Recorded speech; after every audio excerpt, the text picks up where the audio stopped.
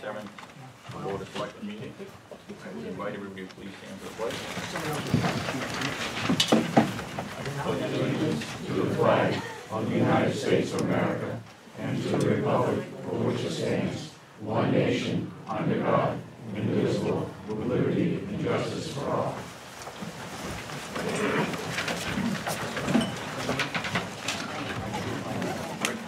Thank you and welcome again.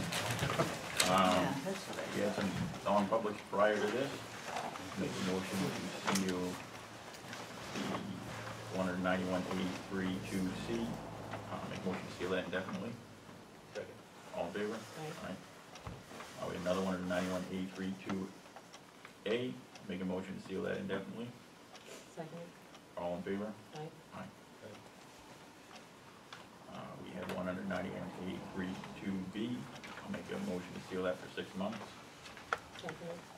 All in favor? Aye. 191A32D. Make a motion to seal that for 6 months. Second. All in favor? Aye. And finally, 191A32C. I'll make a motion to seal that for 6 months. Second. All in favor? Aye. All right. First up is public comment. This is when we invite the public to speak. We ask that you come up to the podium and state your name. And we get a lot to get through tonight, and I see there's a lot of people here. So I'm going to ask that you keep your comments to 3 minutes. On that note, if you get a public comment, raise your hand. Call on. Any public comment?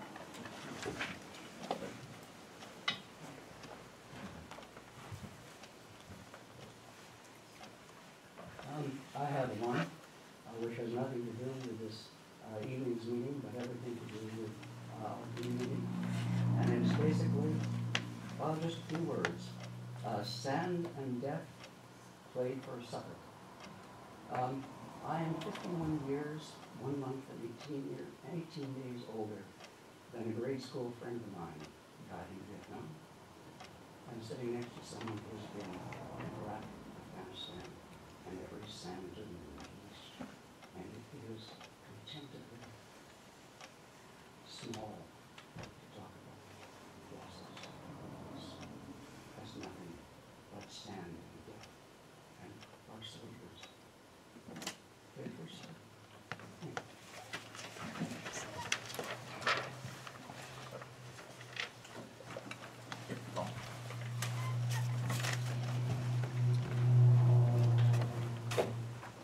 Tom Gray. I haven't been here for a while, so I'm just curious, are we going to be allowed to speak to the articles that are on the agenda, or is this the only opportunity we have? This is typically the opportunity you have also at the end of the meeting, unless the board decides to take public comment on any agenda item. Okay. I mean, is there one particular that Well, the you first would like one, to ask the about? very first Ask the board.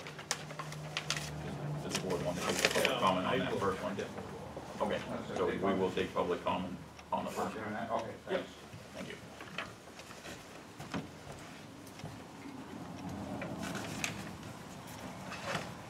Dennis Woods, EDC, but more importantly, a concerned citizen.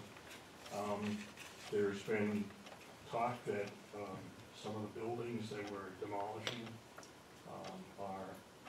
we potentially have had offers in the past that haven't been brought to light.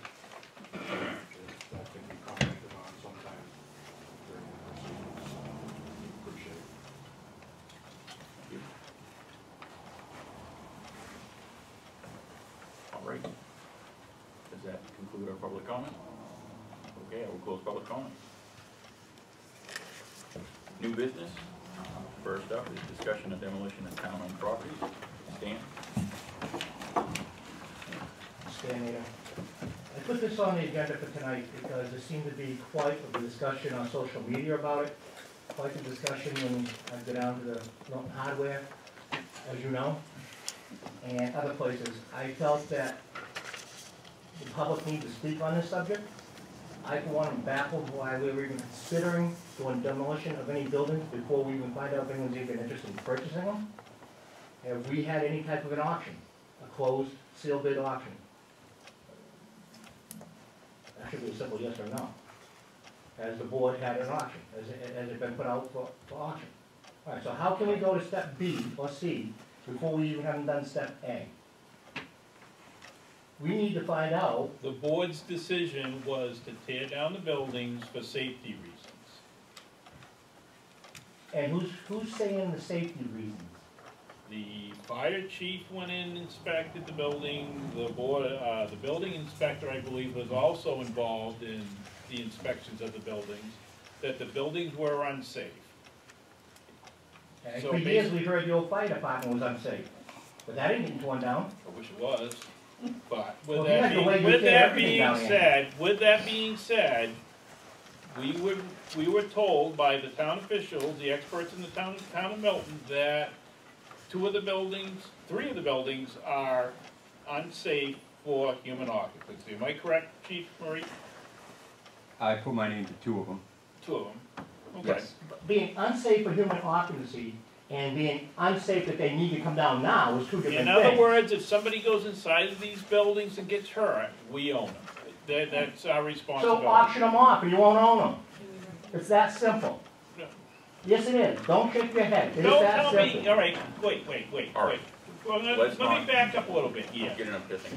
We've had Have a some of these things, Consider we've been conversation. dealing all year with some of these buildings that we inherited from past administrations.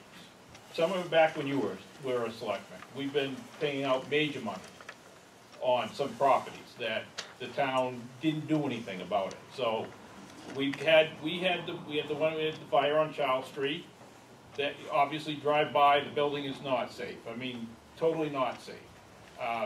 565, auctions, look at the dingling, that was a great one, yep, $7,500, and look what's happened with it. Not a dang thing has happened to it since you auctioned it off for $7,500. First of all, I wasn't part of that. Well, all auction. right, but I'm Second saying of all- somebody. Second of all, it's back on the tax card, generating revenue, correct, for the town? No. We're not getting paid taxes on it? The last Of course I- we are. The last I was told was that they were 2 years behind, and next year was going up for town clerk, so.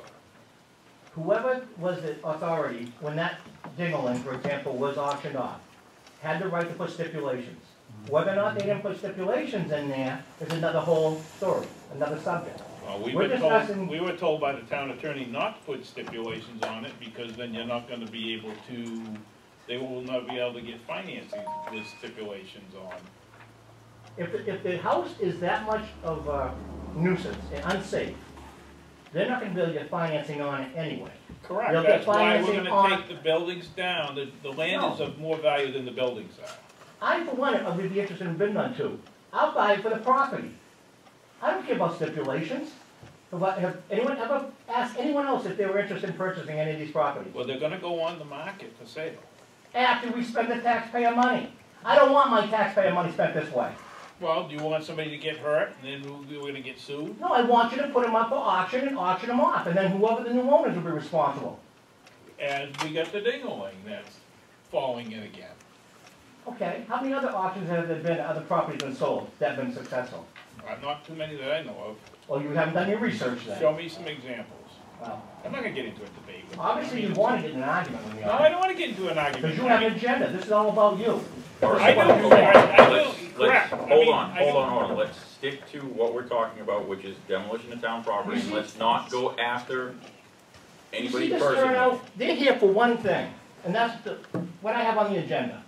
They came out tonight to discuss this, and they have a reason to want to discuss it. I don't think anyone in here wants their tax money spent this way. You can ask every one of them. I may be wrong, maybe one or two, but the majority is gonna say, no, they don't. And at that, I'll leave it at that. Whoever else would like to speak, Mr. Greg? Yeah. Thank you. As far as the dingling goes, I'll step up. I was on the board when that was auctioned off. And I would totally agree. There should have been a stipulation put on that. That it had, something had to be done with that within a certain period of time. We didn't let them do that. And I take responsibility for that. I was the chair, I take responsibility for it. But We have properties out there that you're trying to tear down, trying to spend taxpayers' money. I'm hearing somewhere $50,000 a property, could be more, depending on what is or may not be in the property. That's what I'm hearing. I'm not saying it's right or wrong, I don't know. And Can I ask where you're getting your information from? Is it social media? everywhere, people in the street, social media, everywhere. And I don't want my taxpayers' money spent like that either. Because there is a person now that will buy that building next to Cumberland Farms. And he'll take it. Who's that person? I'm not sure, I want to say his name in public right now until he meets with you. Has he put anything forth to the Board of He Selectmen? has come to the board, what I'm hearing. He has come to the board and has not been addressed. Have you had anyone come before us to purchase, we're talking 565 White Mountain Highway? If that's the address number, I don't know. Next to Cumberland Farms? Next to Cumberland Farms. Have you had anyone? I haven't had anybody approach me on these to buy these buildings. There have been people that have maybe gone to me that they would be interested in Right, but nobody buying that's some of actually them, but didn't come actually before. come forward with an offer Or set forth that I'm anything, aware of. you? Nope. No written offers? But also, we as the Board of Selectmen have also not reached out for that either. And that's what should have been done. You can put We haven't stipulations on it. done. I know Andy's saying that you were told not to, not gonna argue that, whether you were or you weren't. That's water over the dam. Would you put a stipulation on it that would say that the owner either has to, if it's restorable, restore it. If it's not, tear it down. You can put a stipulation on that it's auctioned with all faults, as is with all faults. And that way, whoever buys it is responsible. If we tear into these buildings now, and God forbid you find some kind of hazardous material in that, guess who owns that? The town owns it. And now you get EPA, and you get DES owns it. And trust me, I've been through that over at the main company, now, don't want to do that again. Heather? Recognize- I did mention selling that we have a couple calls, and what I do when we do get calls is I always respond to them. Speak up, please. I'm sorry. I said I've had a couple of calls, and what I've had said when people have called is I put it in writing, and I'll send it to the board, so but that's what the process is, so that I can make the presentation to the board. So that's the process. I'm sorry, can you say that louder? We can't hear you, honey, I'm I sorry. was talking to them. You want me to summarize? Yeah, go ahead. Thank you. So she said she has received some phone calls for people being interested in some of these properties, and she's always told them to put their offer in writing and send it into the board. But we haven't got anything in writing as of today. And as they say, talk is cheap. Earlier, Chief Enrique had his hand up, I'm not sure if he's still. I was just gonna say there, those two properties that we've talked about the most tonight are imminent hazards to the community that they are around. And I stand behind the fact that they need to come down.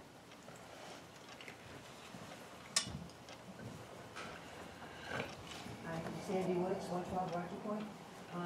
I just want to go on record as saying that I'm in favor of putting these properties that are not hazardous potentially in the hands of a real estate agent, so that the town potentially can glean some money from the sale of them. And I agree with the statement saying if somebody else owns them, it's not our problem. There's a house up across from Bowling Road. Public media and word of mouth, I've heard both, that people are interested in bidding on that property. I know that there's also, I'm a member of the Historical Society, I'm also a member of the Milton Economic Development Committee. If that property is brought up for sale, the town would glean money from it. It doesn't appear to be a bad house. Any house that anybody wants to buy that's their problem. Once they own it, they can do whatever they want to. It doesn't appear to be a terrible house, but I think any information, any money that can be gleaned from the sale of these properties benefits the town of Milton. And I think we would rather see that than pay money up front and have them bulldozed. Just my opinion. Thank you for listening. I'm a member of the Economic Development, and last week we had a meeting, and Denise Palmer Roy, who is with Wedco, was there, which is the Wentworth Economic Development Corporation. She said what we need to do when we tear down those two properties is place covenants on the deeds to what, much like Mr. Gray said, of what needs to be done on that property.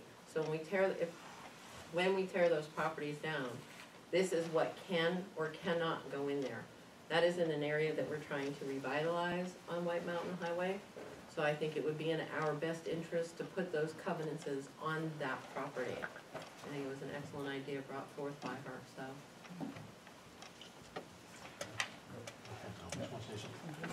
Can I just address your, wait, sorry. It's okay.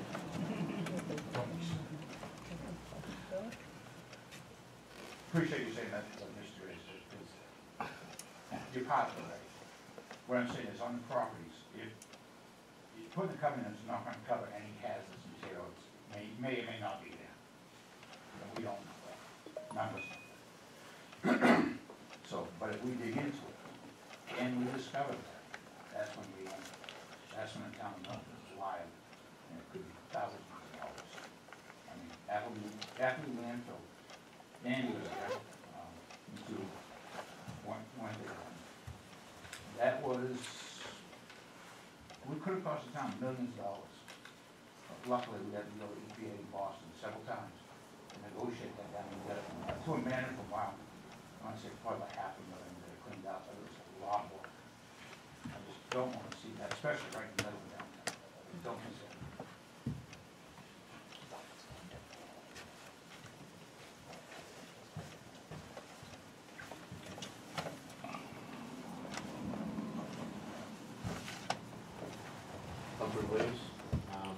In regards to the property on 565 White Mountain Highway, the office from the owner of the property next door, Alt Cheney, he's willing to take the property on and tear the place down at his expense, depending on the deal that he can get for the town. Now, I do know I'm not the one that spoke with him. I would like to bring Andy up, because Andy did talk to him. But when we have an offer, if they're saying something, it needs to be brought before the board.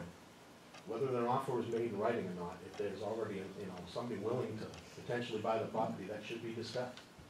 It shouldn't just be kept, they didn't give us an offer in writing, because there are people that are waiting to find out if the board's gonna offer the property up for auction. So, that's what my comment is, Andy, and press further. And just before you, the town administrator would just like to state. I would like to respond to that, because I also saw social media. Actually, I don't see it, because I'm not on any of that. Okay. But I heard the rumors and that, so I contacted Alex Monastero, and actually have an email from her, so I'm not being rude. Wanted to pull up the email. Hi, Erin. We own the property at 563 White Mountain Highway in Milton, and understand that the town owns the property next door at 565. We would be interested in owning that property, preferably with the building down.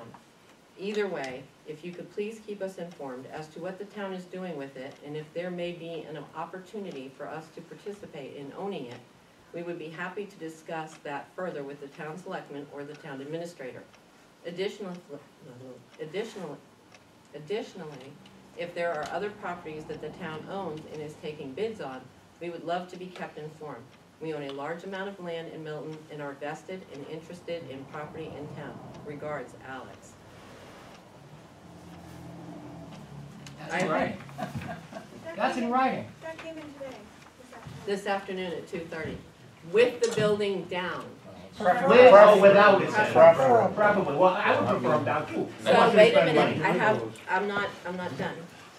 So I sent back and I said, so with the building up, you would be interested in paying the back taxes as well as removal of building and debris on the property. I want to make sure when we discuss this that I have accurate information. Erin, I'd like to know the numbers first. From what I remember, the last time I checked, the back taxes were significantly higher than the value of the lot. But if you wanted to put that information together for me, the back taxes and the cost to remove the building and debris, I would look it over and get back to you. Thanks, Alice. This came in at 3 o'clock this afternoon. Oh, 10 minutes ago when So- he said, anybody heard anything in writing? And everyone said no. I didn't say no. What's the value of it? First I heard of it. I got it at 3 o'clock this afternoon. No. And nothing's saying that he's gonna take it, number one. She wanted to know, and my conversation with her on the phone prior to that was not very, the email that I got from her was more forthcoming. More about actually doing it. The conversation that I had with Alex was not as So forthcoming. there's one person, how do you know if there's not 5 more people that be willing on that property without an auction? All right, so Yeah, I'm sorry. originally started to recognize Andy. Thank you. Andy Rawson, for the record. To start off, while I was a selectman with Tom Gray, we had a town auction. We sold 10 properties, made $300,000 at the auction. Okay, and 10 properties went back on the tax roll along with the ding-a-ling, is paying taxes. So auctions work in this town, just gotta have them.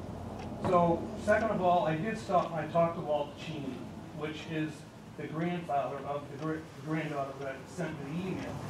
And he said that he would be interested in that property with the building or without, he told myself. And I said, get a hold of the town administrator. And he is, so he's done. But, you know, you can put stipulations on these properties and make the property that's gonna be sold, make them pay for taking the building down. Why do you wanna put it back, the tax burden back onto us? I mean, it's a no-brainer. I can't figure it out why you would take buildings down at our cost and then resell it. You're not gonna gain anything. You're not gonna gain anything.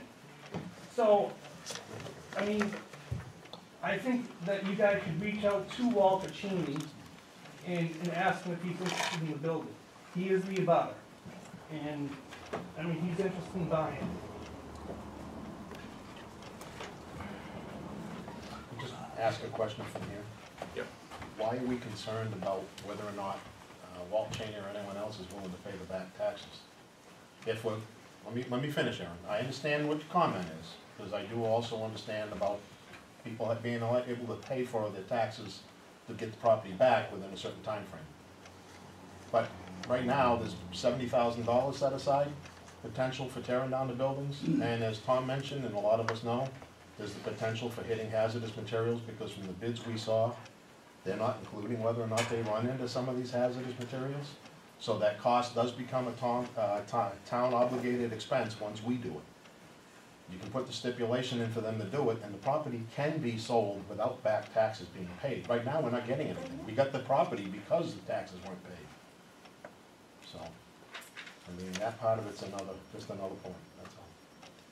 It was, the reason I asked that question was because of part of the conversation that Alex and I had had on the phone prior, is the reason why she had asked the question, so Nope. I had included that. Oh, But in full disclosure, I wanted to read all of the emails okay. that went back and forth between she and I. I'm sorry. Tim had his hand up first. Tim had his hand up first, and then. Go ahead, Kim.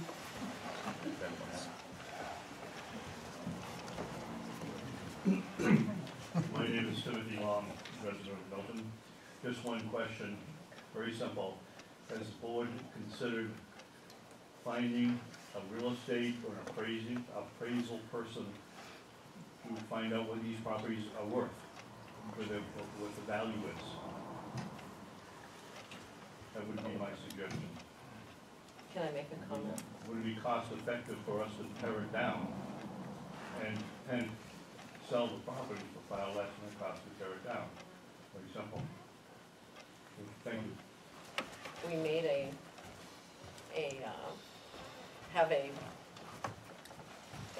done on the old fire station there, where they gave us an appraisal on that we can't even come close to finding anybody really that'll, I'm just saying, I mean, what it's appraised at and what you're actually gonna get for it.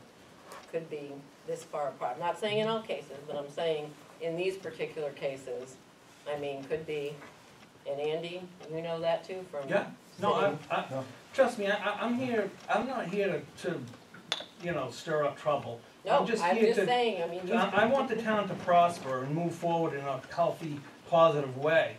The fire station is a whole different, that's a whole different than having a town auction where, it's worked for the town of Milton to have auctions for the past, I don't know, probably 150 years, long before I ever thought of coming here. But, I mean, it worked for us when we had it, and really nice things have happened on some of the properties that we sold. So, I just gotta jump to Lynette, because she was next, and I did say I was gonna call on her And after. that was my. No, I'm sorry, I forgot about I'm it. sorry, Lynette. I'm sorry, Ann. Did you want to finish? no. Okay. I'll just make it brief. The only concerned piece of property I am is with that one next to Cheney. And because through a meeting we had and everything, and it was revealed at the meeting, that it has access to the 50 acres that the town owns, correct? Correct? 17 acres. Yeah. Or It's behind on about the hill. 19 It's acres. 17.95. 17.95. What are you talking about? I have no idea what you're talking about. What do you- Above that piece of property, Yeah. you can't get to that piece of property. Wait, what piece of property are you talking about? I The don't, piece of property above the house.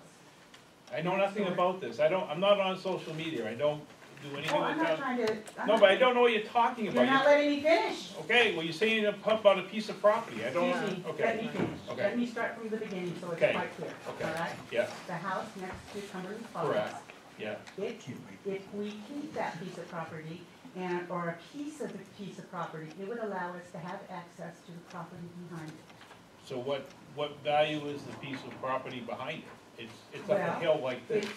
It doesn't have much value if you can't get to it. It doesn't. It doesn't have it any does have- value anyways. I've lived Well, my that's whole your life here. opinion, but that's beside the point. We're trying to improve this town and things of that sort. Well, trust me, that's All right. If you're been gonna my interrupt me goal. every single time, Can we I let will Lynette not be finish, and then able I'll to. call on you so we don't Thank talk you. over each other? Thank you very much. I'm just saying, we're trying to all work together to make improvements in this town. Okay? And that's a piece of property up there that would have a beautiful scenic view, could possibly be a park, even with 17 acres or whatever the acreage is. But there's no access to it. If we were to sell that other piece of property next to Cheney's and allow a road to go up there, we would have that. We would have that possibility. I'm just saying it's a possibility, and it's one that I think is there. Well, and- We have so many possibilities in this town, and all I'm seeing is, first, everyone gets upset, everyone gets mad, and they say no to everything. Let's keep some open minds, please. And I agree, I mean, if you do go up on top of that, you're not gonna put a road up there first off, it's right straight up. There's a beautiful view up there, totally, the ledges, it's a beautiful view, but An observatory would be beautiful up there, and they go up, and you can engineer a road even with a straight up, well, it's something to look growing up, at. I lived up on the hill there, so that was my cousins lived next door, so we're up on the I hill. know, but you're not the only one in town, so, Right. it's good to listen to other people. Okay, All right, Okay, so that's all. can we let Andy? I'm done, thank you. I would like to finish it, I mean, it's just, I started this, I ran because I was getting so sick of the downtown. I mean, the value of my house, I was told by my real estate agent, had dropped $10,000 because of 20 Dawson Street.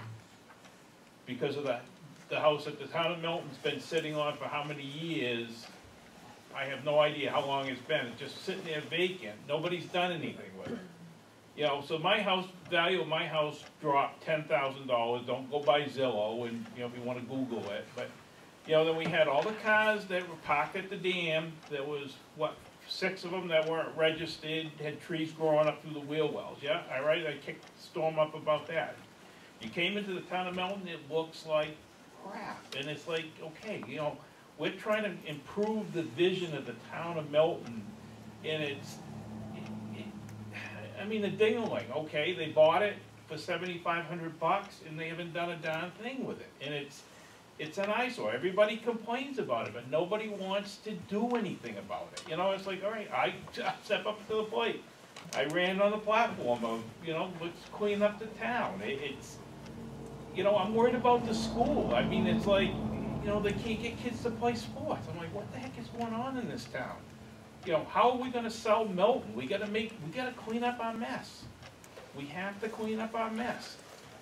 So, Well, just All right, a so- rebuttal, if you don't mind, about the house on Dawson. That was just taken for tax deed, last year, after the 3 years. So you can sell the house, Andy. it's going to be, it's Okay. going to be. We're gonna, And it shouldn't be torn down at the tax dollars' expense. That house can be it's fixed not up. gonna be torn down. It's not even on the list. Okay, well, I'm just saying, it's All a right, nice so- property. I think Dennis was first. I just want to say, I know this argument has gone down before, but even if we gave these places away, I know potentially that's a lot of people, but we had plans to do it with one of the properties, give it away for $1. Why can't we do that with all the properties with the correct stipulations and restrictions on it, that you had to, you either have to tear it down if it's been deemed, you know, dangerous. I mean, these are all things that can happen. Why are we just jumping in and spending all kinds of dollars to take these houses down without investigating all the possibilities? And that's I think what's on everybody's mind is why are we just jumping in and taking them down? I don't have a problem. Erin has absolutely convinced me that 565 is trash and a danger to the community. I went in it, by That's the way. awesome, but you're still gonna Right. spend Yeah. tens of thousands of dollars to tear it down, rather than potentially look and find out if Cheney wants it, and potentially he'll spend the money to take it down. So we're not getting tax revenue, we're spending money besides to take it down. There's other alternatives, that's what everybody is in this room is trying to get across. So I think Andy was next, and then Lynette, and I can see you. I just want to say, as a member of the Milton Economic Development Committee, it was my project to reach out to the owner of the vineyard, Mr. Jacob's house. That I sent a snail mail letter to Mr. offering my assistance. Offering my assistance as a member of the Milton Economic Development Committee to assist in any way that we could to help them understand the vision of Milton. I was curious as to if they had any plans for the building. So I sent this nice snail mail letter, asked, you know, if you give me a call back if there's anything I could do, because I was not being able to provide a telephone number for them, so I sent them a snail mail letter. I've received nothing, and that was almost a year ago. I subsequently got a phone number, tried to call that number this morning, and the voicemail box was full and you can't leave any messages. So, with that being said, I tried to reach out, and with nothing coming back, it would be my comment that going forward, when we sell these properties or auction these properties off, I think it's really important to put stipulations in these sales to let people know the vision of Milton, and there should be time limits on when they tear them down or what they do with them. Because all of this reflects on us as Milton residents. This is our community, and everybody wants it to look good. When you see something like that happen, you wonder, how long is that going to look like that? It's going to look like that forever. This person has no intentions, after 2 years of owning it, to potentially never do anything. If you're given an opportunity to reach out and say, hi Milton, I bought that property and this is what I'm going to do with it, and you get nothing back, not even, don't bother me anymore. I got nothing. So I think it's real important to put stipulations on these properties that we're selling. Really important. I think Lynette, and then Larry. I just wanted you to know, I do agree, it was after we had a meeting and Nick told me what it looked like inside and everything else, that building does look like it's taken down. But I'm not an engineer, and I don't know that we've had an engineer look at it. Have we? No, okay. I agree with you 100%. I think all of us want to have it better and make it look nicer and everything else. But let's just keep our minds open to it and listen to each other and have communication between each other. If we go to social media, because we can't go anywhere else. So think about that too. Thank you. Larry?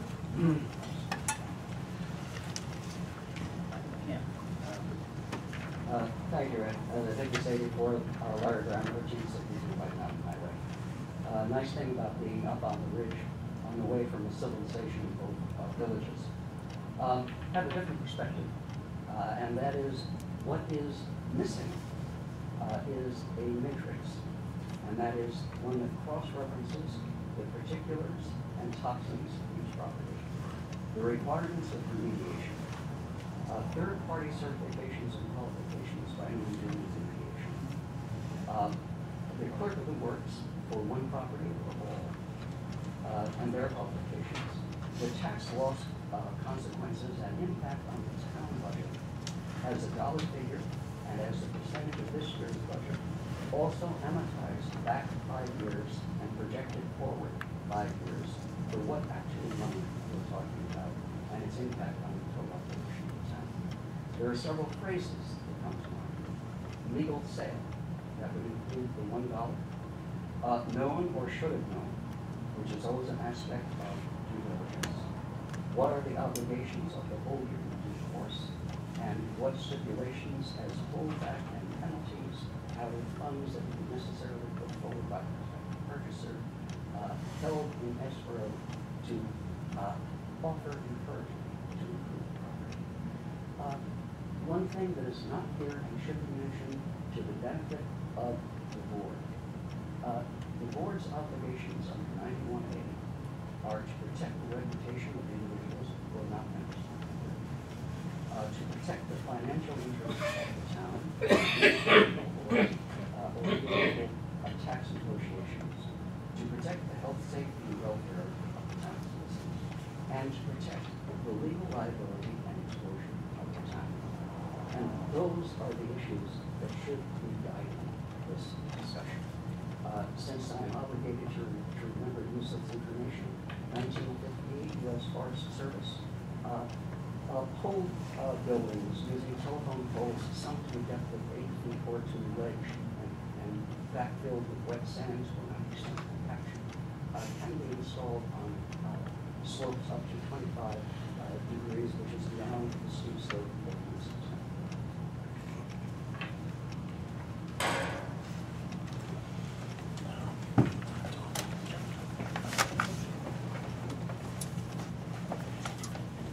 Again, Humphrey Waits from Lincoln Terrace. I, for one, did go and look at the building over here at 565 week. I know it's a hazard that needs to come down. I don't think there's any question the building there or the one in Charles Street needs to come down. The real issue is whether or not it comes down at the town's expense, or whether or not the town becomes obligated for anything further if they stop taking it down. The other thing too is the land that Lynette was referring to in our discussion in the meeting we had the other day, up on the hill there. It isn't necessarily a road that needs to go through, but that's conservation land. You can put trails or something else in there is what was being discussed as a potential. So part of the stipulation may be when we sell, if we sell 565 under an auction and they take it down, that the right-hand side of it closer to Cumberland Farms or something has access back to an area back there where you might have parking to go to a trailhead and be able to go up and climb that hill. Because I'll tell you, we climbed it the other day. Don't recommend doing it this time of year, but trust me. But even going up just a quarter of the way, and Andy, like you said, you went up on that hill. The view from up there, even through the trees, is amazing. It would be an attraction to the town to try to put a stipulation in. And that stipulation on any of the properties can be made that if they don't do what's in there during the sale, the property reverts back to the town after a certain time frame. So that we wouldn't end up in a situation like the day one again. But they do have to come down, they're a hazard that needs to be taken care of as soon as possible. But there's ways of doing it without it being at the town's expense. Bring it back to the board for comments. I have a comment I'd like to make, but the board members would like to go first. Go ahead, we've talked. You have it. All right, I just want to remind the board and everybody about a previous discussion we had back in November of this year about the 1116, I believe, which is the blue house across from the schoolhouse on the ridge. The Historical Society had approached the Board of Selectmen with interest in restoring the schoolhouse and moving across the street. The Board of Selectmen 100% supported this, and this is exactly how the minutes read. A resolution motion, conduct a warrant article for Plummer's Schoolhouse to be relocated on map 22, lot 19, after demolition of current building. Second by Aaron. Vote 3-0. The Historical Society has been putting a lot of effort into research and a plan of for restoring the schoolhouse, which includes putting a budget together, coming up with a plan for fundraising. And they were all basing that off from the fact that the board was going to follow through with the tearing down of that building. It is one of the things they have considered trying to fundraise for. And this plan, obviously the plan is to get it up to the taxpayers and share it with everybody involved. That piece of property has gone in front of the Conservation Commission, it's gone in front of the Planning Board. Both 100% supported the sale of that piece of property for the use of the schoolhouse and to be restored. So I just want to make sure everybody's aware of that. And also, I am on the Historical Society for those who don't realize that. But I think that would be a huge asset to the town to see that schoolhouse restored, and I think the Historical Society is probably, it would be in, honestly, the Historical Society would be, have a better avenue for fundraising and grant writing than I think the town to redo that building. So that's my thoughts on that property. As for the rest of them, I was kind of hesitant to begin with. I really don't see why we couldn't try to sell them with stipulations first before spending all that money, but that's my I think personal all of them then. So, Mr. Woods has his hand. well, I would like to continue with the comments from the board before I bring it back to the Okay. public. I mean, my biggest concern is the liability. I mean, if somebody goes into 565 and gets hurt, we're in trouble. I mean, it's not a safe building. I mean, I was in it 15 years ago for a fire and it wasn't safe, so, you know. I think the word is an attractive nuisance now that it's not, now that it's vacant. It becomes an attractive nuisance and an imminent hazard to the neighborhood. But if somebody breaks into, you know, vagrant goes in there and homeless person goes in there and gets hurt, you know, guess what, we own it, so. Aaron? I agree. I mean, and we, like you have said, we made the decision on at the last meeting to tear that property down. 565 White Mountain as well as 70 Charles Street. So, There was an 69, assessment, there was an 79. assessment that was gonna be done. sorry for the wrong number here. I believe in the minutes we only, there was a vote to tear down the one next to Cumberland Farms, and then there was just money set aside for the other. No official vote was made to tear anything else down.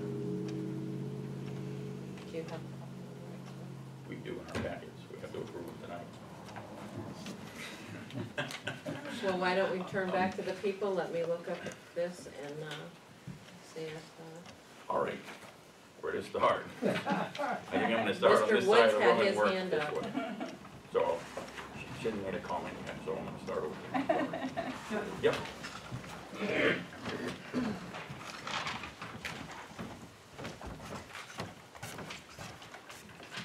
Jenny Pratt, I have a couple questions. The whole liability thing, if the property is posted as no trespassing by the town, does that cover the liability?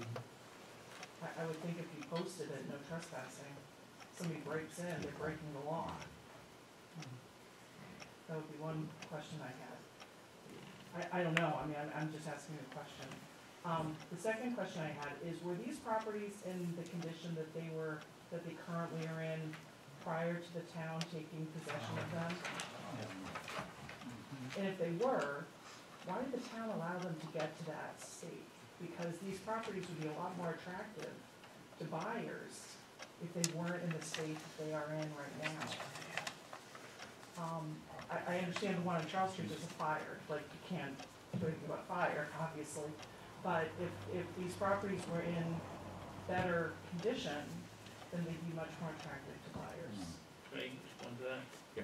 Because the town of Milton, and there's a petition article that it's actually on the agenda for tonight,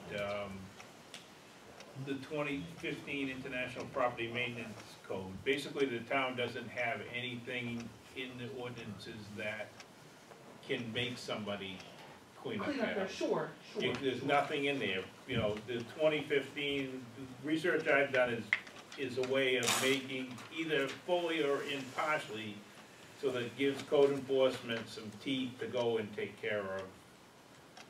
You know, I'll get some arguments that, you know, we're a live free or die, you can't make me fix my house, Sure. but, you know, when it devalues your next door neighbors, then. Right, but what I'm hearing, I'm sorry, can I Yeah, go ahead. speak to that? Yeah. What I'm hearing from just Nick responding to somebody is that once it's vacant, it becomes, there's another term that's used, is that right? Attractive nuisance, Right, meaning, so prior to them being uninhabited, there was another term you used, imminent hazard? an imminent hazard. So is it only an imminent hazard, and I'm not trying to split hairs here, but I'm just trying to understand this a little bit better. Is it an imminent hazard only if it's a town-owned property, or is it an imminent hazard if it is also a private property? Because if something's an imminent hazard, it to me wouldn't make any difference whether the town of Milton owned it or one of you people owned it. It would still be an imminent hazard. So I'm just curious, I guess as a concerned Milton taxpayer, why this imminent hazard or these properties that were at one point imminent hazards and are now, what's the word again? What? Stop trying to be my teacher again. Are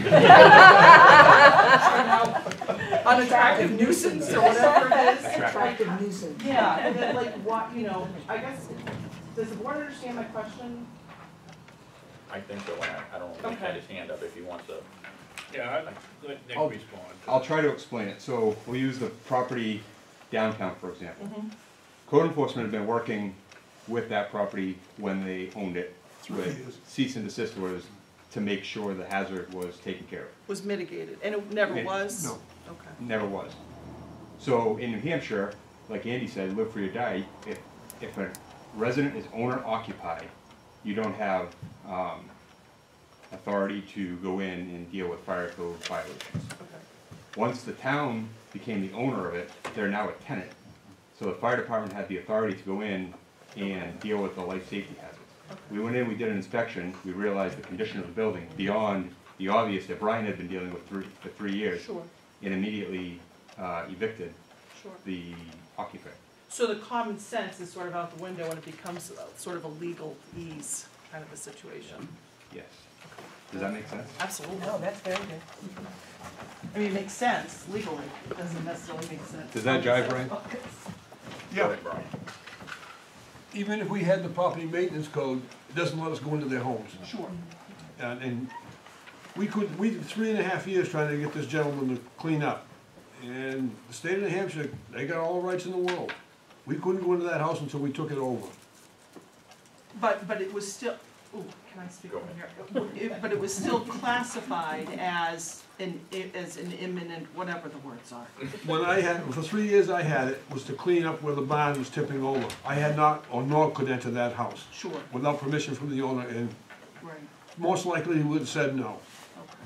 So why have, can I ask you one more question? Why have that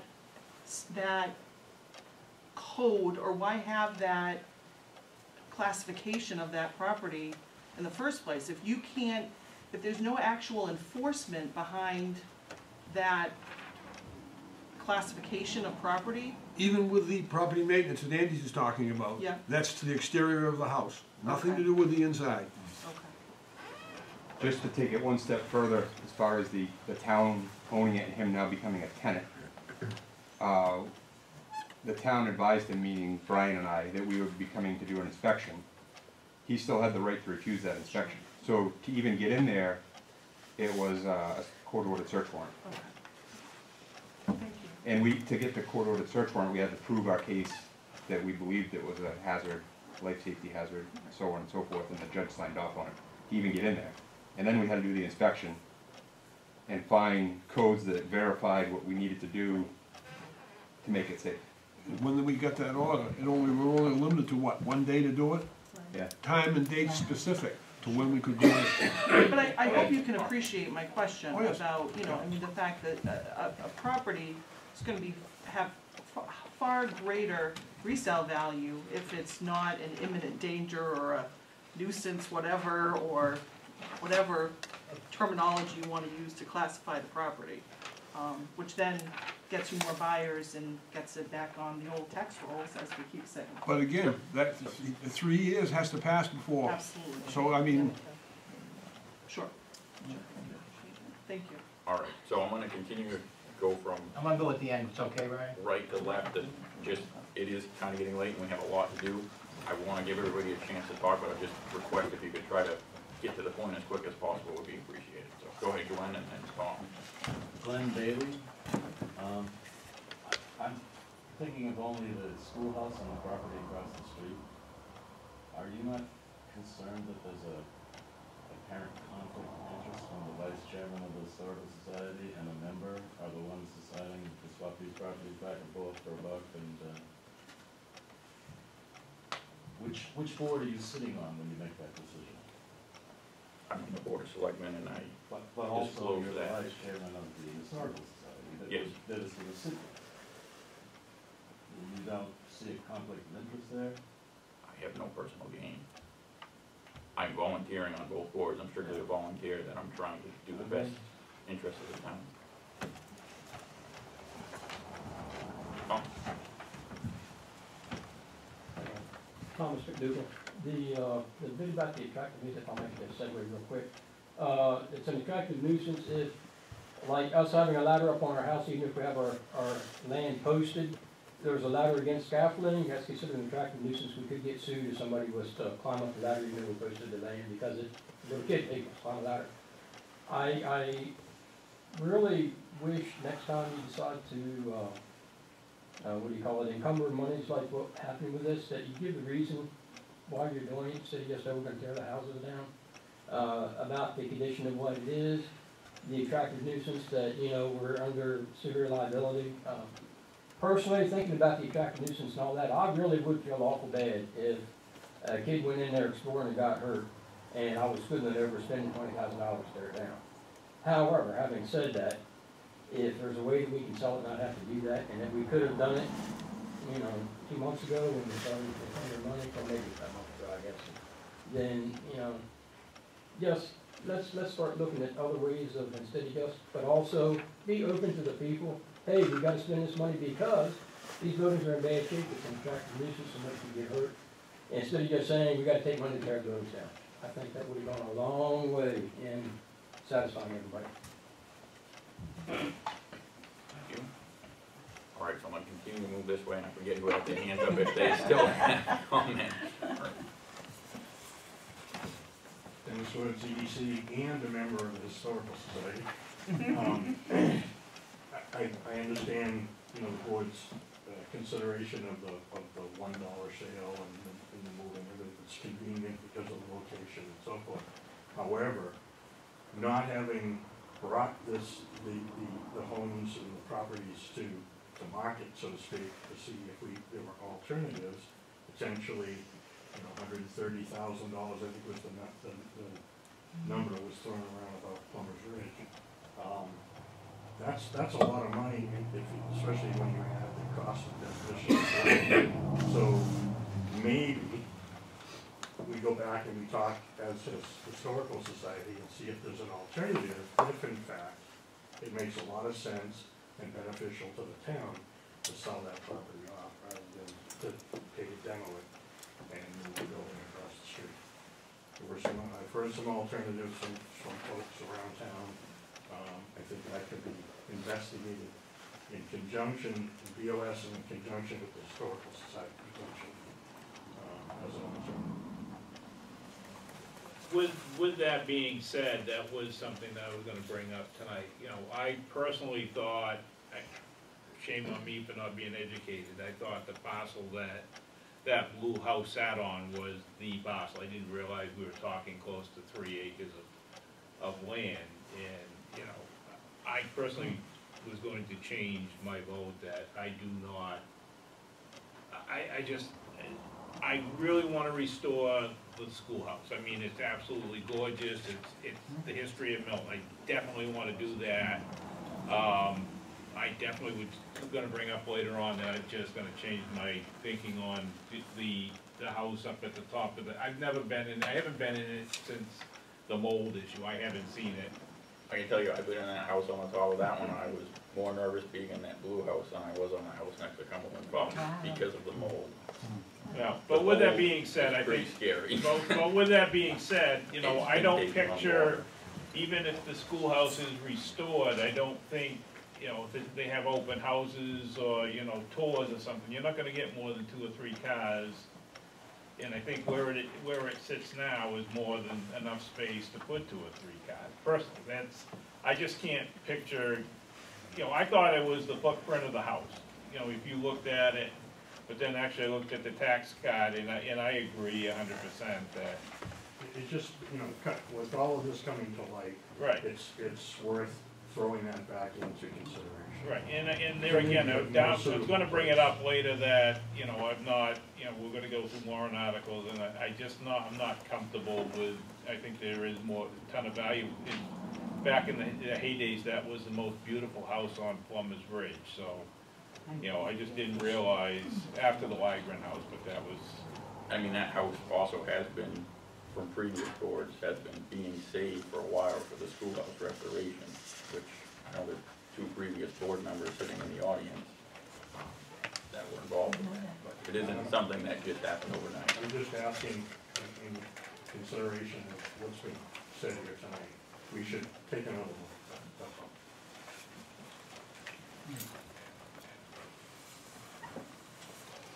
Aaron and Who I is it, Alan continue Russell? on that. Don't want to continue with the public comment. Okay. We gotta kind of get this wrapped up because we'll be here all night. Oh, you're okay. I got another one. Sorry. What's your insurance company's name? And my insurance. Schoolhouse, and the blue building, well, the schoolhouse or blue building now. Back, that's my last year, or the year, next my last year on the board, we got a grant to evaluate that, because there was a potential of some oils and stuff in the ground. Had evaluated it, and there was nothing there. So that was left clean, so I'm bringing that up, because there was thought to be something around there. But, and it was discussed, previous boards, swapping properties. That being said, I kind of agree with Andy, if there's a way they could carve out just a pot, put schoolhouse on over there, I think that'd be doable, like the whole 3 acres, I think it's a little much, the schoolhouse. I've been in the schoolhouse, I've been in the blue building, you're right, that's scary. But as I said, I think that, I would like to ask the board if they would sit back and reevaluate all of this again. In light of what was said here tonight, what was, we talked about, and I don't disagree with what Chief Marie said about the term you used, I'm not even gonna ask it. But there's ways to secure that building. I agree with what Mr. Dougal said about somebody getting injured. I feel terrible if I stood and tried to defend that, someone got hurt, I would. Perhaps securing the building by a chain link fence that they can't get over, just until we get this whole thing taken care of. I mean, just to be bothered. So I think securing the building, sitting back, rethinking the whole thing again, and then I agree with Andy about cleaning up the town, it does need cleaning up.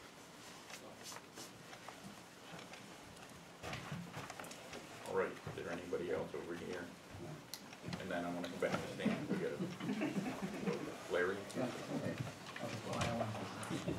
it quick if you can. I'll make it very quick. One, recusal is to the discretion of the person who decides to do it or not. Anyone who objects, their recourse is to Stratford County Superior Court. Regarding the model building code, which is part of this conversation, I splashed multiple quarts of paint on my house, red, green, blue and yellow on a white house, no recourse.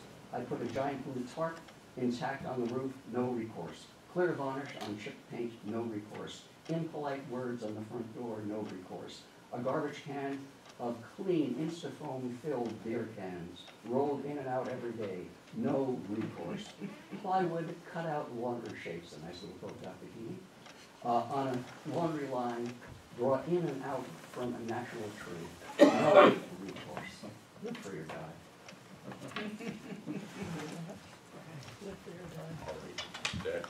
I'm gonna bring it back to Stan, and then we're gonna have to move on. I just want to summarize. I think majority of the people here do believe and agree with you that this building in this town that needs to be torn down. They are not safe. No one wants to see anyone get hurt. The method of that happening is what we disagree on. We already have in writing someone that said they're interested in one of the worst buildings. It would cost, I don't know, $100, $150, put an ad in the paper. Within 30 days, we could have all bids, sealed bids to the town, and we know where we're at. And if plan A didn't work, then you go to plan B or C. You don't necessarily jump over plan A though. And that's how we feel we're doing. We're jumping over plan A, what should be the first step of the procedure. I'd like you people to sit back. I'm gonna be leaving, I get up at 3:30, so I can't enjoy the night with you. And just think about this. Just, if you sold the property for $1, even if in stipulation they tear it down, we're still ahead whatever the cost was to tear it down. We tear it down, we sell the property for $5,000, $10,000, we're still $30,000 in the hole, and they don't do nothing with the property.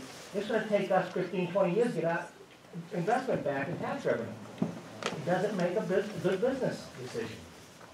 We need to do the proper steps first. And again, summarizing, I think we're all in agreement that, yes, we have to beautify the town. Everybody wants that. How we go about it is different. We don't need to just jump and spend money.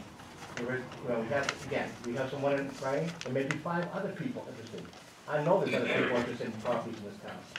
This gentleman, or this woman that put the writing to Aaron, said any other properties. They may do a package deal for all of them.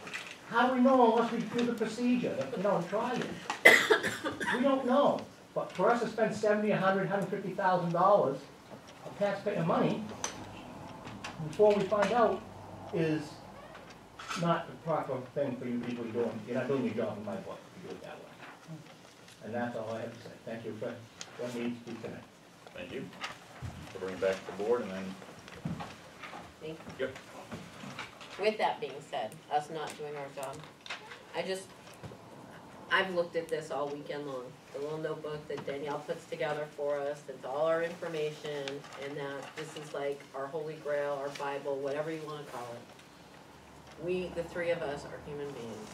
We're taxpayers like you, we live in this town, we also have JOBs that we go to every day. This is not our full-time job. We volunteer, basically. We get paid a stipend. I figured it out. We make about 7.5 cents an hour. Okay, so I mean, this isn't our devoted life. We try to make it. When I look and make decisions, I sit there and I think, take Erin Selectman and put her over here in a box and say Erin the taxpayer. Because I pay taxes here too. This is my money that we're talking about spending as much as it's your money. So, I mean, take that into consideration when we're being crucified on social media and such, that we're human beings too. We get this book on Friday, our meetings are Monday night, and we have to make decisions. We don't have all the time. I wish we did. It's hard. There's sleepless nights, there's ulcers. I could go on and on, but I'll spare you. But please, if you have an issue, call. Believe me, people don't hesitate to call from everywhere. and say what they feel. Email me. I mean, let us know, instead of it coming to this, like I said, we have jobs, we have lives too. We have many committees that we all sit on. So, it's not that we don't try and do a good job, it's not that we don't want to do a good job, but help us do that good job. That's all I'm asking. Okay, so with that said, are you saying that you're gonna reconsider the vote to tear down next to Cumberland Farms? I'm saying I'm gonna wait till Andy gets done talking, and then, I know you wanna go home, I have to leave early too, because I gotta go to the airport in Boston. But can Andy? No, but I'm just. Art, we were at the board. Okay, sorry. I personally, you know, given the, you know, where we are now, I mean, this is,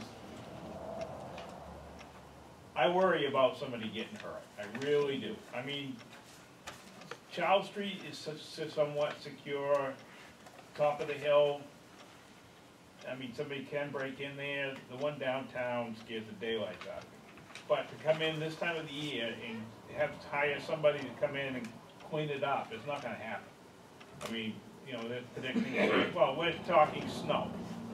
You know, whether somebody comes in and crunches it down, you know, get a price to get it leveled down so it's not a hazard or somebody can get into it. It's an eyesore now, it could be an eyesore then. I mean, just to get it level so nobody gets hurt. We're not gonna get them cleaned up this year.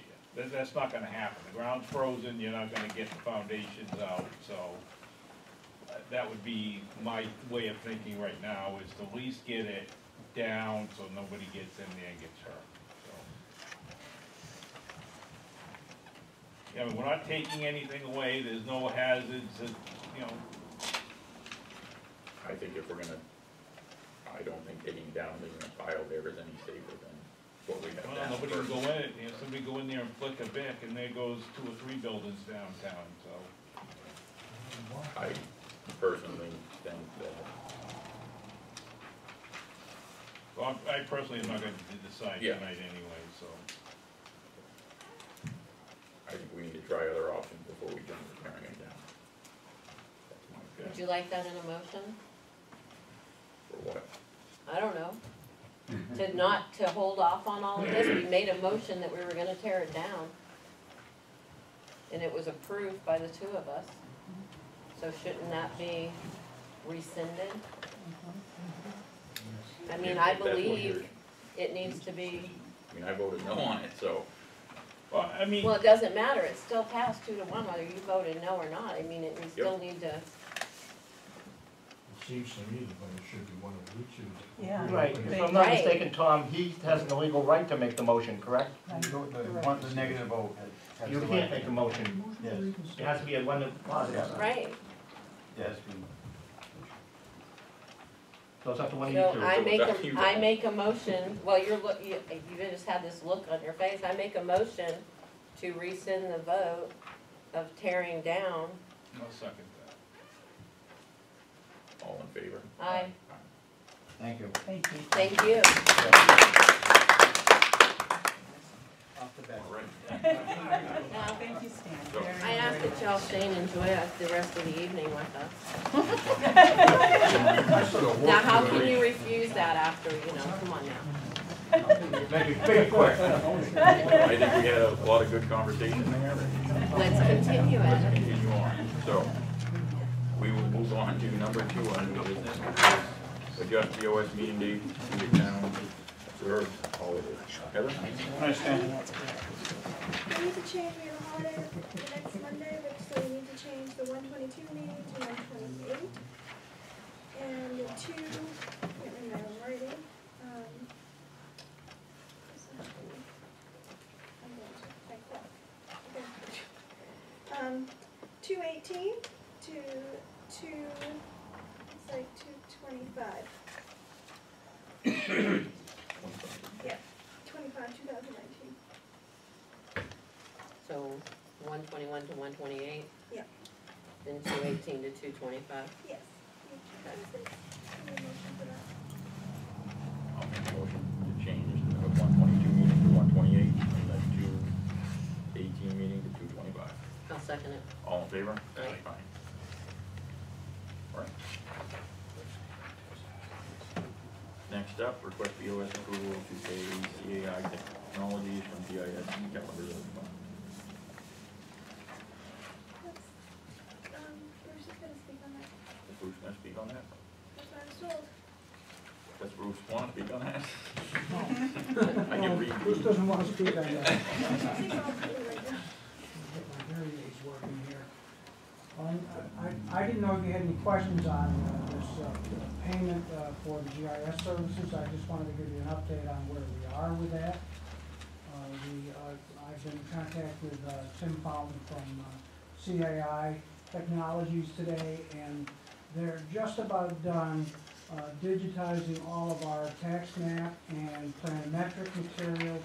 And I'm going to be on a conference call with Dana on Friday morning at 9:30 to talk to them about there's two things that'll happen. One, we're gonna have a beta system that only staff will be able to get into to find issues so they can be fixed in a timely manner. And we're gonna get paper copies of all the planimetrics that we'll go over. So I'm gonna be on that conference call along with Dana so that we can set up that time when those materials will come here and we'll go to town on it. But the setup of the web-based geographic information system is moving forward. They have given us a couple of invoices so that we can spend the money down, which was appropriated in 2018. But some of the monies that were pledged through the different departments to get this done need to be encumbered for 2019. You did that right. We've done that. All right, is there any further questions from the board? Nope. I make a motion to approve the payment of $8,000 to CAI Technologies for the GIS system to be paid from the GIS Capital Reserve Fund. Any discussion? Nope. All in favor? Aye. Thanks, Bruce.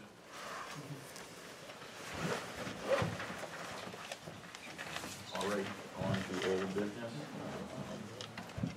Sign the township agreement. Betsy? So I gave you the original agreement. Basically, LCHIP did reach out to us, sent us the agreement. The agreement is with the town and the LCHIP. Did you have any questions on that? No. We were awarded the $36,357. Correct. And that is for the tower.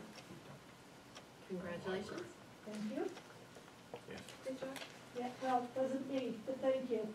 Now, is it signed or does it need to be signed? It needs to be signed. It only requires one signature, so I don't know. I make a motion, we have chairman sign. I'll second it. All in favor? Thank you. Thank you.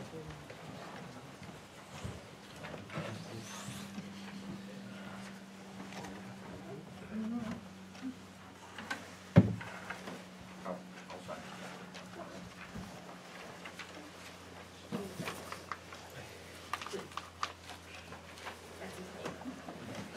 Betsy, you can take me with her tonight if you want. Okay. No, I can get it. I'm sorry? Do you need this second, or can I sign it after? You can sign it after. Okay. All right, so it's a request from the board that we move. No, we're gonna do that 6 and 7 swap, we're gonna do, we still got one before that. We got 5 next, Okay, so you wanna work on the warrant article? and then 7 and 6. 7 and 6 wants to be sworn. Yeah.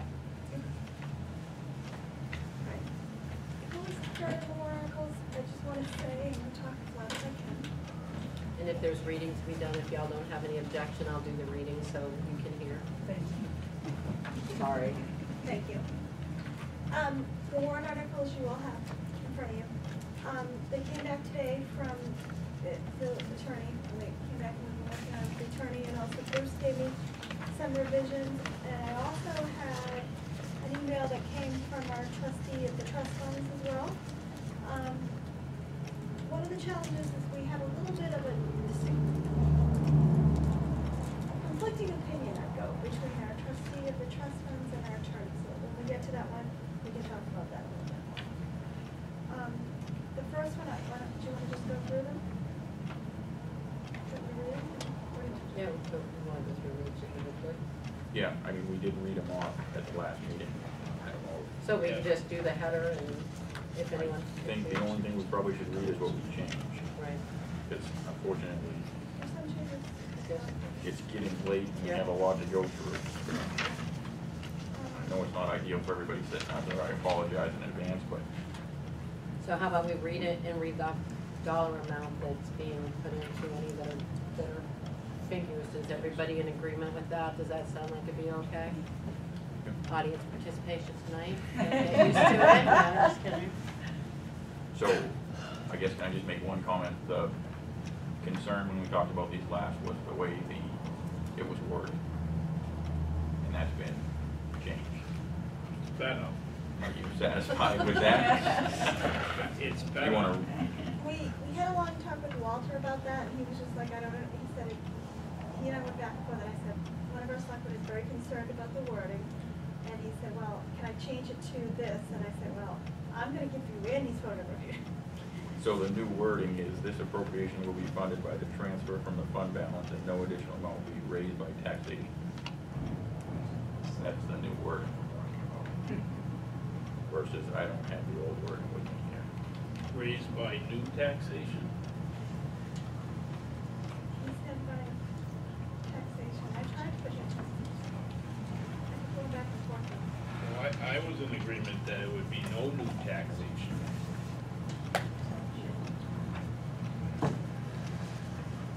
So do we add the word new in there or are we still? Yeah, put it in. Put it in, if he tells us no, can I give you? Yeah, I'd love to talk to him. All right, so that being said, Okay, so we're gonna add word new and all this. we will start with what we have here is Article 5, Article 5. which is the highway and road construction. Just read the dollar amount. So this is for $325,000 for highway and road reconstruction purposes. It's gonna be offset by the block grant, which is estimated to be $134,000. And it's a non-lapsing. Non-lapsing, yeah. That doesn't have any.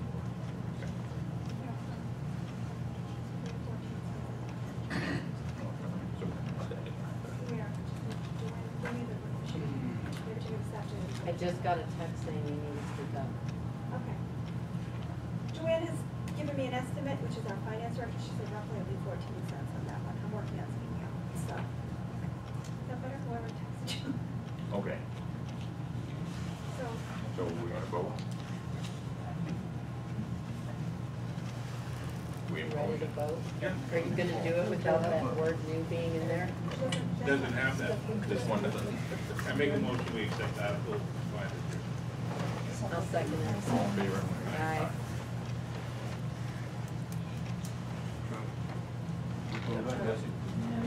Good, good.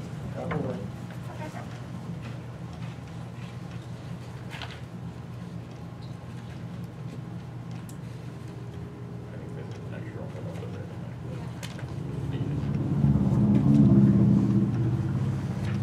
All right, so the next one is Article 6, Fire Department Equipment and Apparatus, Capital Reserve Fund. This is for $70,000. I make a motion that we accept Article 6 with the wording at the bottom that raised by new taxation. I'll second it. Discussion? All in favor? Aye. Aye. Next one is Highway Department Special Equipment Capital Reserve Fund. This is for $29,000. I make a motion we accept Article 7 as written with added words of raised by new taxation. Second it. Discussion? All in favor? Aye. Article 8, Is that an aye? Yeah, I thought it. Article 8, this one has an extra word in it, 49, she was just putting $49,000. Just pick up the 50 at is Article 8, Highway Department vehicle funds for $49,000. There's an extra word in there that we're removing, and we're gonna add new taxation.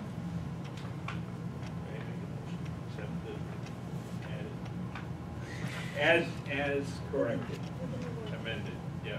I'll second it. All in favor? Aye. Nothing worth the shame. It's okay if I'm back and try to get the levels up, our people listening can't watch, can't understand Sure. anything that's said. All right, Article 9. Municipal Buildings Fund, this is for $50,000.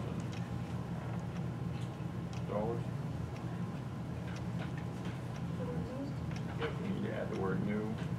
I make a motion to accept Article 9 with the word new. I will second it. All in favor? Aye. Article 10, Milton Free Public Library Capital Reserve Fund for $52,000. Add the word new. I make a motion, we accept Article 10. Second it. All in favor? Aye. Milton Technology Fund, Article 11, this is for $6,000. Add the word new. I make a motion, we accept Article 11 with amendment. Second it. All in favor? Aye. Article 12, We need to take out the word A, the letter A, and the second line. so this is Geographic Information System for $2,500. There's an extra A in there. Remove that. And you have the word new. Yep, that's that one. I make a motion, we accept Article 12 with the amendment. I'll second it. All in favor? Aye.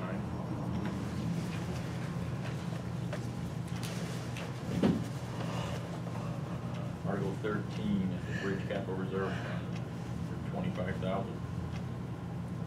Make a motion to accept the Bridge Capital Reserve Fund With new added. with new added. Second. All in favor? Aye. Okay, Article 14. There's, made some, he had put some in just because he was looking at it, but when we talked about this, it wasn't, it was eradicating European naiad invasive species. It wasn't supposed to be just limited to European naiad, it was invasive species, in case we had a milfoil or something else. So that's why, when we did this, we eradicated invasive species, not just European naiad, so, or it could be, what's that other one that you get, it's not just. Milfoil? Milfoil, no, but it wasn't just milfoil, it was supposed to be, we talked about, there was some other kind of invasive species that could be land-based that goes into the lake too. So I was gonna take out the word lakes in this one, because it's something that goes both lakes and water. And while you're doing that, I suggest you take out the Where's the, second line, for the purpose of eradicating invasive Yeah. plant species. okay. That's one. To eradicate invasive species, so let's just take out that. What is the name of that plant?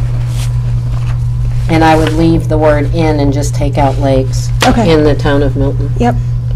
I'll make a motion to accept By the new $10,000 with the word new added, the words we just discussed, strike. Did I cover everything? I think so. For $10,000 for European naiad and other species. Well, I know, but at the top of it, okay, so we need to change that. Eradicate, to eradicate invasive species is what it's supposed to Right, say. eradicate invasive species.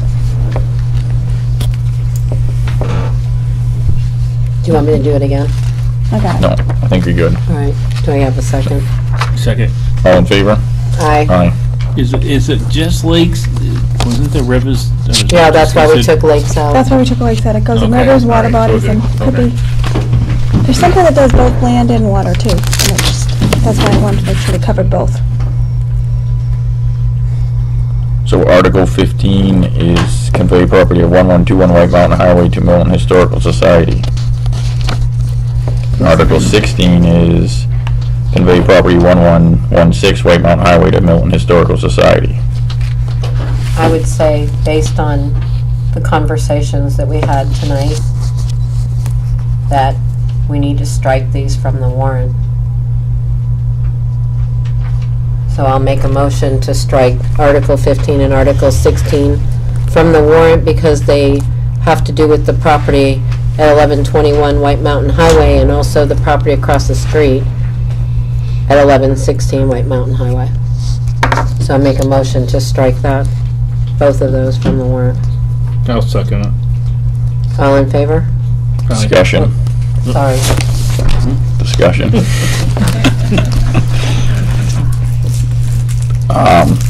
I'm not in support of striking either one, but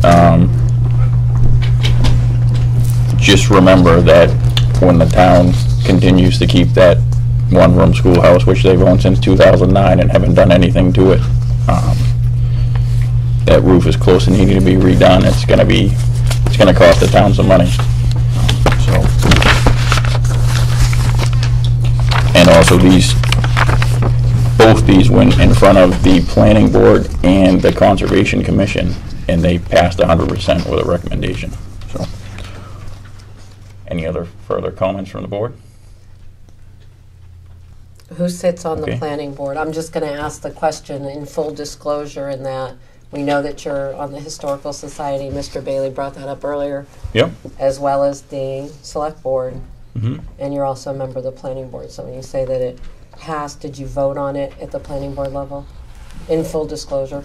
Yes. Okay. I'm just asking. I mean, that's how it would have to go through. And Brian is on the planning board, and I'm chairman of the planning board. Yep, and I was there, and duly noted, and thank you. We asked Mr. Tebow if we polled the part of the board to see if they had any problem with it, if there was any conflict of interest. And there's no personal gain in court, therefore we Right. allow Ryan to vote. Thank you. Thank you. And I did ask the same thing, and he did quote, so.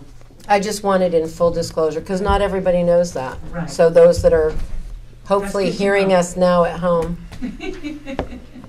Thank you.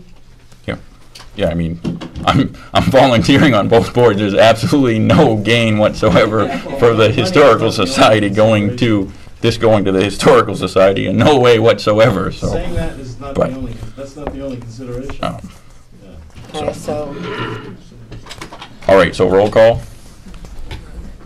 To remove Article 15 and 16. That's what. Yeah. Yeah, I'm in favor of removing them. second. Well, we Yes. got the second, Aaron, so Aaron, it's yes. no. Okay. So we got yes, no. Okay, so they're going, right? Yep. Okay, this is one of the ones that. Did you all get a copy of this? Yeah. This is where we get into an issue, a conflict. I would like to ask the board to recognize one of our trustees of the trust fund to come up for part of the discussion. Hit me, I'm on. Yeah. Now, this warrant article this one and the next one was approved by our town attorney. So before we go any further, could we read it? Read it. this one, since there's going to be a lot of discussion on it, I can see.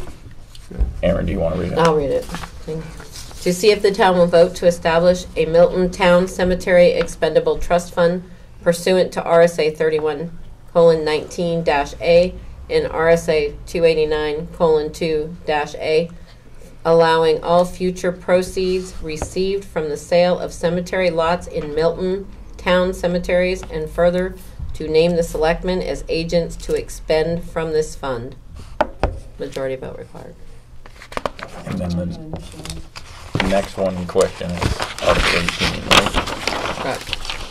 And there's a note on that one too, sorry, on the first one. There are many cemeteries in town. There is only one town cemetery where the town sells cemetery lots. It is important to make sure everyone understands the distinction. Article 18 reads, Milton Town Cemetery, to see if the town will allow for and collect fees for the right to inter and perpetual care funds in one payment for lots at the town cemetery, provided that the town continues to keep adequate records of the perpetual care funds intended for particular burial lots. Majority vote required. The only one that can take perpetual care funds is the trustee of trust funds. That's law. Unless there's a cemetery corporation set up to receive these fundings, there is no other avenue you can go to. So it has been past procedure for this year for 2 checks to be cut at the time of the sale of the lot. One going to the town because it's town-owned property, and one going to the trustee of the trust funds for perpetual care. The town can't receive perpetual care funds. Nobody holds the statutory authority to do so. Only the trustees do. And that was my big thing. And I had a couple of questions I had put in. If it's town-owned property, the sale of that, we have now set up a budget line for over $30,000 for the care and maintenance of these cemeteries. So when the property gets sold, my question was, why isn't the town retaining those funds in the general fund? Why are they going into trust? It's town-owned property being sold. I mean, it should be staying within the town, offsetting the cost of maintaining the cemetery. Anything over and above, that would be something, the care and maintenance, now that the town owns that property, is under the care and maintenance of the town. Flowers for the cemetery lots, that is reasonable, that perpetual care funds would cover that, but it would not cover the care and maintenance of the cemetery anymore. That has to be done by the town. So the sale of those lots should go to offset the cost of maintaining the cemetery, not going into a expendable trust fund. That's just my opinion. I am firm that any perpetual care money that comes to the town needs to go directly to the trustee of the trust funds, so it can be sent off to the investors, because that's the law. The So attorney. we get a cemetery trustee. Okay, I was just Well, gonna. you wanna fill in the attorney? So just want to say the attorney said that we can accept one check if adequate records could be kept. And that's what he's saying. We can accept one check if we could keep adequate bookkeeping records. That's where he doesn't understand. I know there's been a request to keep. But with that being said, what she just brought up is a pretty good point, is, you know, it's now with, Bruce is shaking his head no, It's so. not a good point.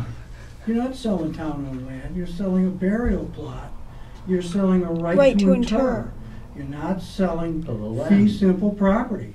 You're right, The- you're right. The whole cemetery. Right, you don't get a deed for the property, you're right, okay. The town sells a right to inter, which is Yeah. the correct language. We've always called it a burial plot Yeah. in the past. But you're not buying that plot of land. You know, in the end, you wouldn't have a town cemetery anymore. You'd have all these little people, dead people that own these pieces of land. That's not. But you're not what giving it it back. is. It's the right to inter. So. Well, whatever it is, your I'm saying argument- that. Your argument doesn't mean logic at that point, so. Okay. So, Oh, so you screwed me up. And then the rest of the answer to the question is that if there already is an expendable trust fund set up for the cemetery maintenance, and I think there is. There's also a budget line for $30,000 set up for the same exact thing. No, it's not the same exact. Well, what Because is it the cover? 30,000 is just for the Milton. The text, the section Just in the the clerk. Milton Town cemetery. There's a separate, that has nothing to do with all the other 40 in town, or whatever there is. 102. I was close. There are 102 cemeteries in town, and there's Right. only one Public. town Town, cemetery. right.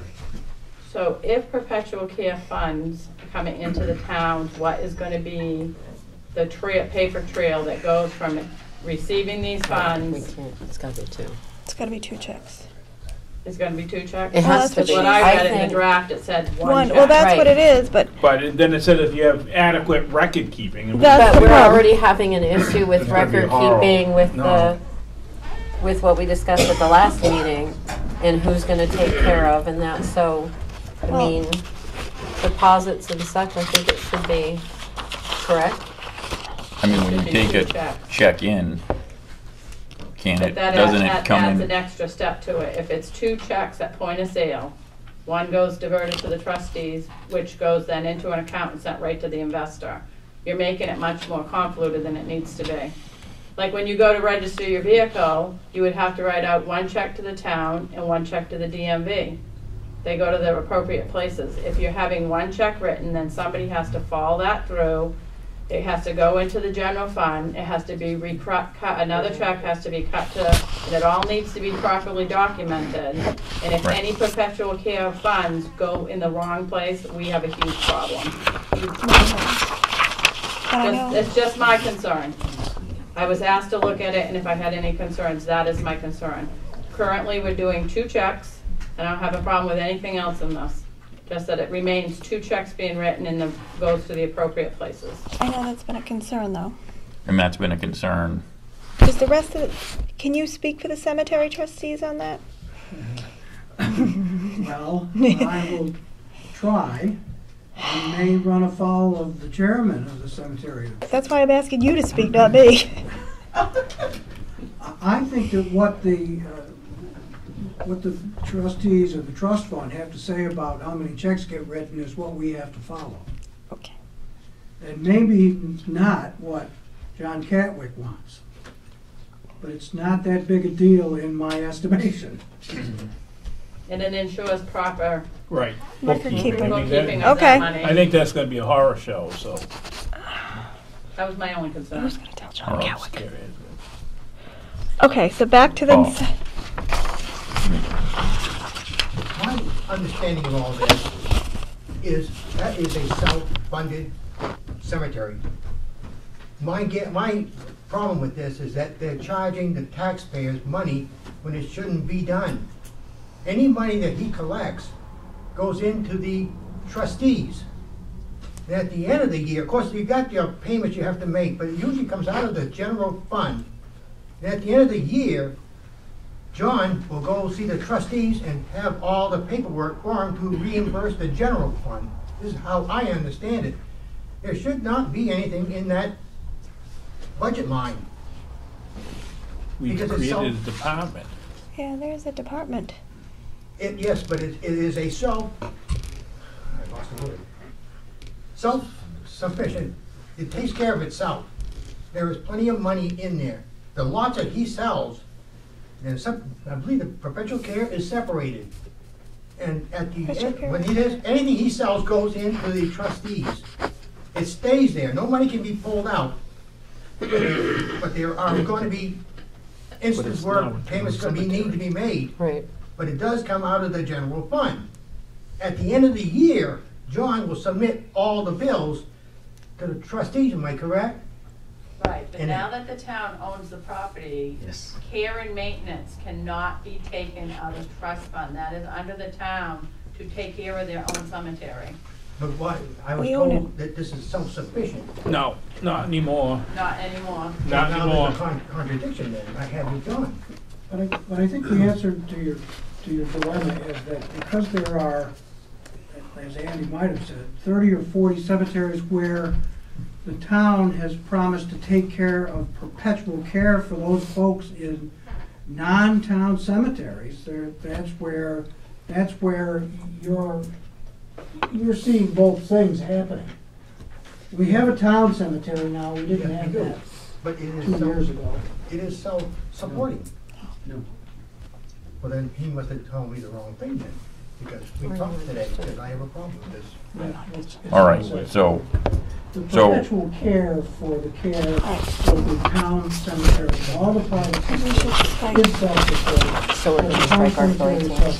all right, so we gotta get back to these warrant articles. Okay. So, Article 17, expendable trust fund.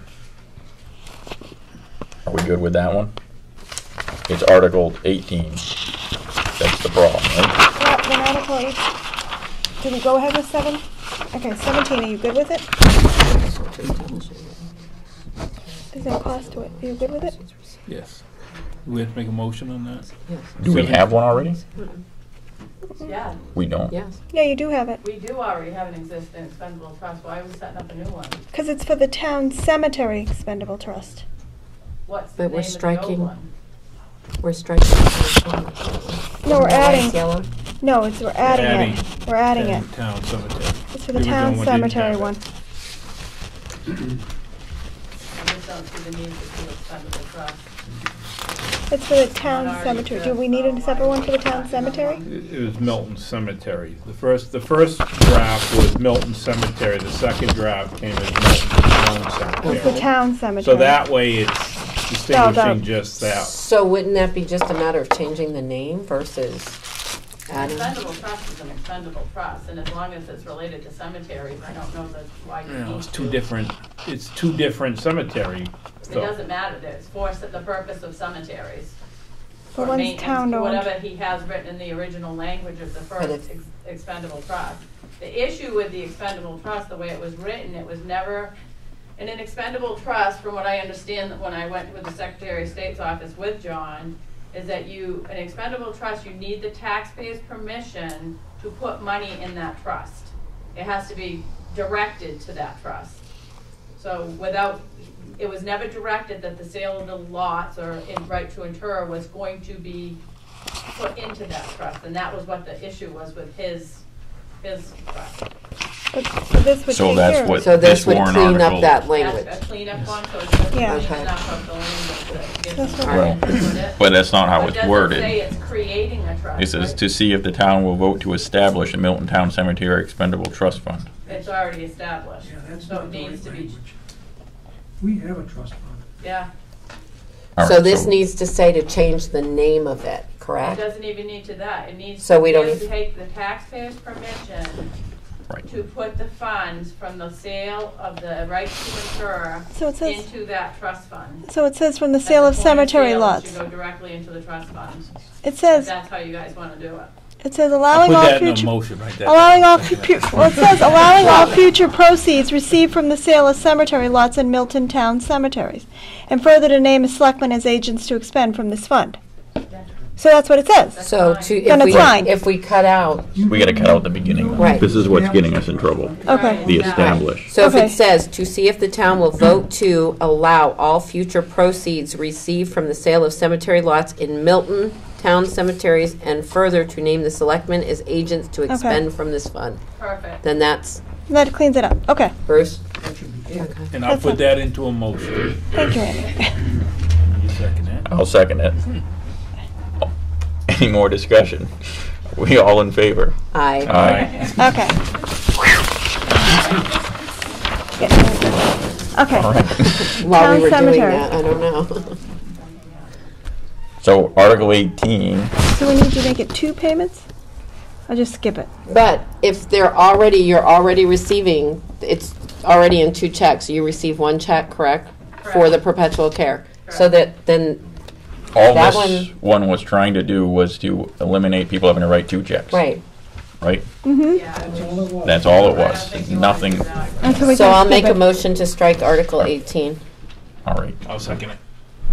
All in favor? Aye. Aye. Nick's got his hand up. If the fund already exists, there's probably already agents to expend. Oh, true. So can you change it without changing it? I believe the cemetery trustees are originally agents to expend.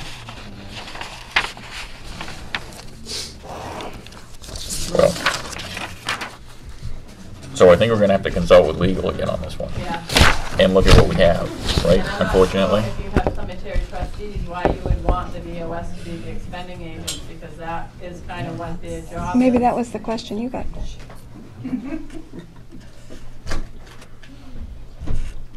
Make sense? Mm-hmm. It's so muddy, I can see. That's a good point, Nick, because that is, you're changing the expending agents on that warrant. Were they the expanding agents? I think Bruce shook his head yes, I don't have my glasses Bruce, on. were you the expending agents? The trustees, I believe, are. The cemetery or the, Yeah. okay. And do you wanna change, they wanna change that to Board of Selectmen or no? Or you don't know? I don't know the answer to that question. Okay. Okay. When do you meet again? Wednesday. Okay. Haven't we haven't we spent money out of one of them? What funds were we spending money out of? Yeah. You were We have. spending money, yes. So it's probably the Board of Selectmen. I think it is the Board of Selectmen. Might already be the Board of Selectmen. Well, yeah, because we've been paying, You've been authorizing it. right, we've been authorizing payments. Look, there is a historical selectman. still had cemetery trustees in place and currently do, which is usually a function of that group. I'll just Tom. Tom, I know. That's a nice catch, because yeah, it passed 2 years ago now. Tom will be Do- selectman forever. 2015. You know Do what? we wanna Keep ask it. a previous selectman if he's willing, if he has any, What's that? remembers any of this? Historical memory. Fine with me. Thank you. No, but I mean, he might remember what the. I might have the old. I have a master DRA file in my office. I know where it is. It's on my Right. board. Should we run and get it? Sure. You're gonna need the year it was put in though, right? I thought somebody said like. All right, work on this one. I'll be right back. I'm just, Well, do we wanna table this one? Can we table it? We and need, come back to it while we research. All right, let's table this one. Yeah, before you table it, I just wanna tell you that none of these warrant articles were the ideas of the cemetery trustees, except possibly the one to do one check instead of two. But the idea that the board of selectmen should be the expending agents, really, I thought came from the trustees of the trust fund. No. They're separate sets of trustees, Right here. separate rules. I'm pretty sure that right now the cemetery trustees are the expending agent for the expendable trust fund. Okay, Article 9. Hold on. To see if the town will vote to establish an expendable trust fund to be known as the Town of Milton Cemetery Expendable Trust Fund for the maintenance and upkeep of the cemetery, and to raise and appropriate $24,961 to put in the fund, with this amount to come from the Milton Mills Cemetery Association.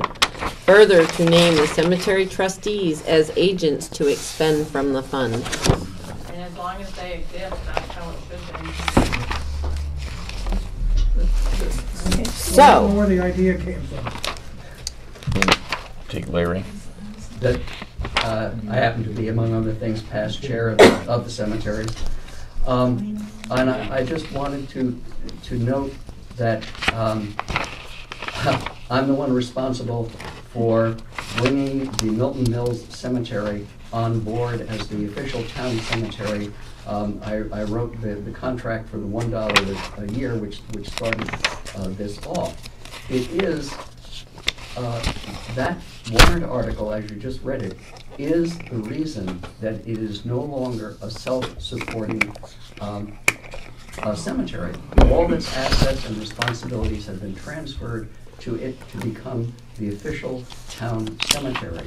Prior to that, for the sum of $1, the Milton Mills Cemetery Association was willing to act in the place of the town official cemetery and satisfy 289.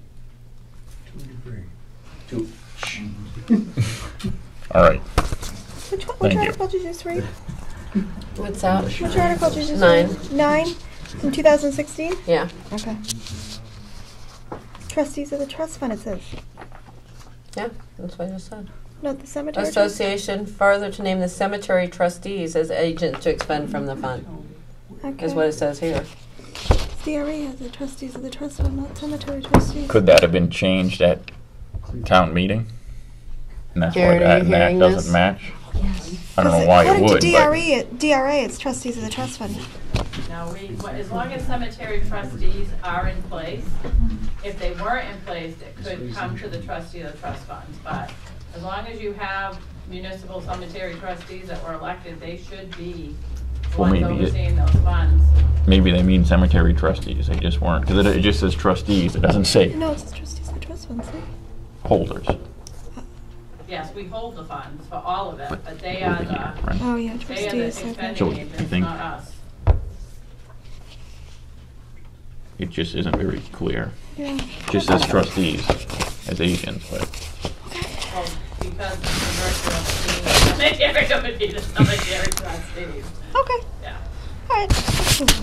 all So right. if you are So going are we to do striking- us becoming the expending agents, which is kind of contrary to how it typically works, then you would have to submit the new article. If not, So we don't even need to do it then. he wants the money directed, so yeah, because according to this meeting we had with the Secretary of State's office, The only way money can be directed into that fund is at town meeting by permission from the legislative body. So if you want those funds to be got in, my suggestion was we should just take the DOF off as the expending agents and put it, leave it the way it was with the cemetery trustees as being the expending agents for now. If they decide to eliminate cemetery trustees and they don't exist, then it would automatically come to the DOS anyway. So just to, okay, just take off this.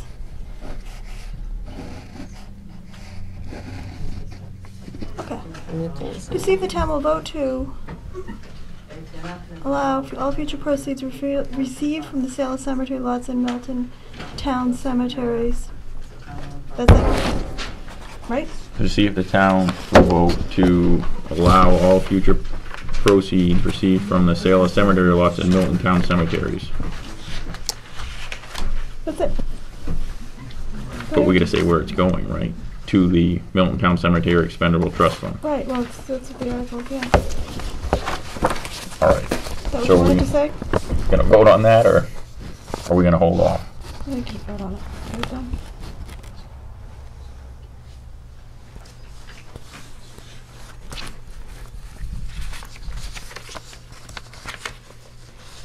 I don't, Do we have time to, run it by the lawyer I again. can call him in the morning.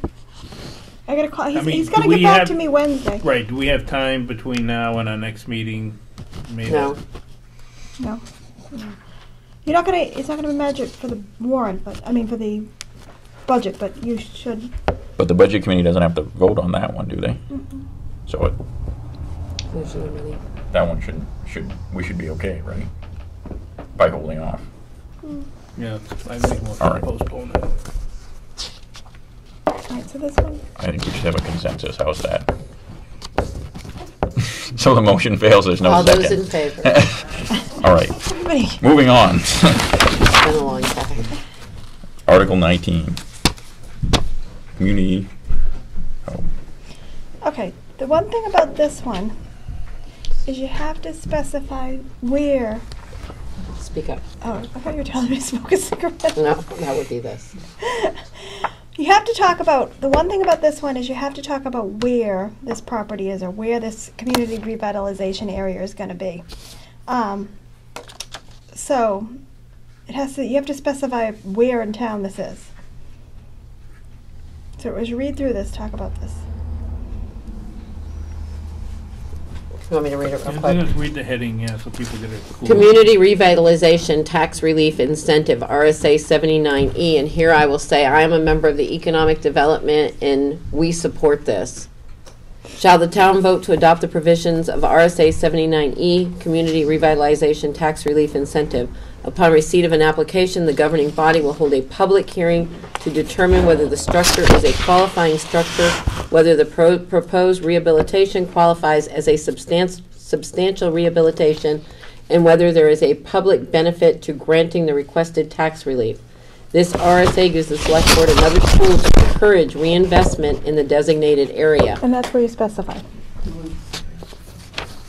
The area, At this late date, I would say the two village areas of, I don't know how you would say it, village centers of Milton and Milton Mills. Like Walter said to me, he said, just put the name of the road and from like what to what. from A to B, but you see, but it's a loop.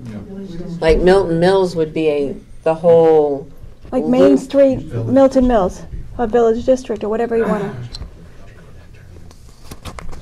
By adoption of RSA 95, like he said, Main Street, Milton Mills, I was gonna say. all right, so do we want to run that by Walter too? No, he said, tell No, me. that's what he said to That's what he do. told me to write. Main Street, Milton Mills, if the board was willing. Okay. Go ahead, go ahead. Larry? Larry? In consultation with my learned colleague, town designated village compact area Of Milton and of Milton Mills. Milton and Milton Mills. Okay, I don't write as fast as you were talking, so could you repeat that? Town. Town designated village compact areas of Milton I got that part. and East Cleveland. Yeah, I mean, What? and that's good, when you look at the definition, under RSA 79E, it does say Compact that areas. Of Milton and Milton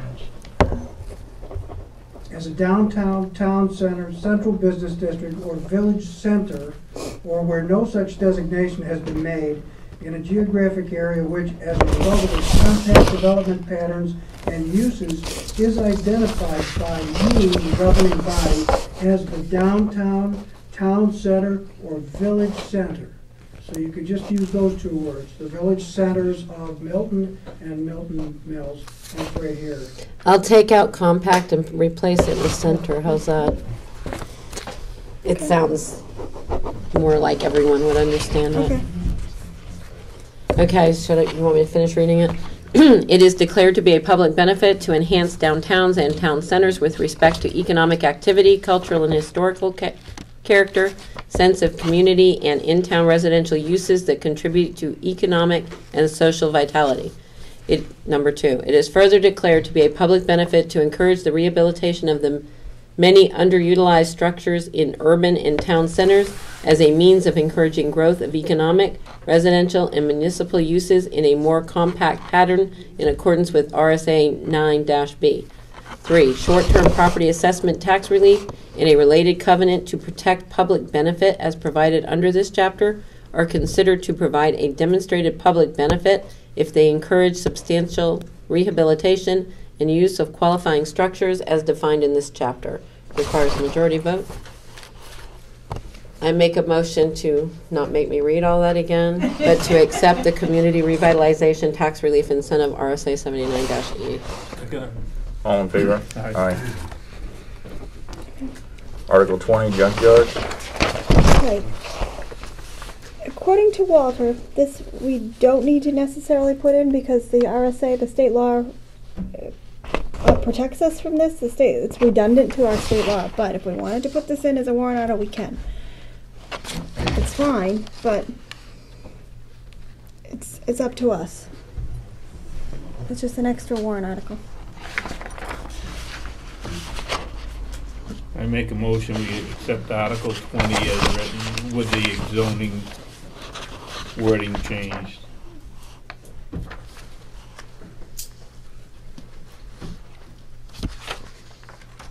Is there a second? I'm still reading it, so. Okay.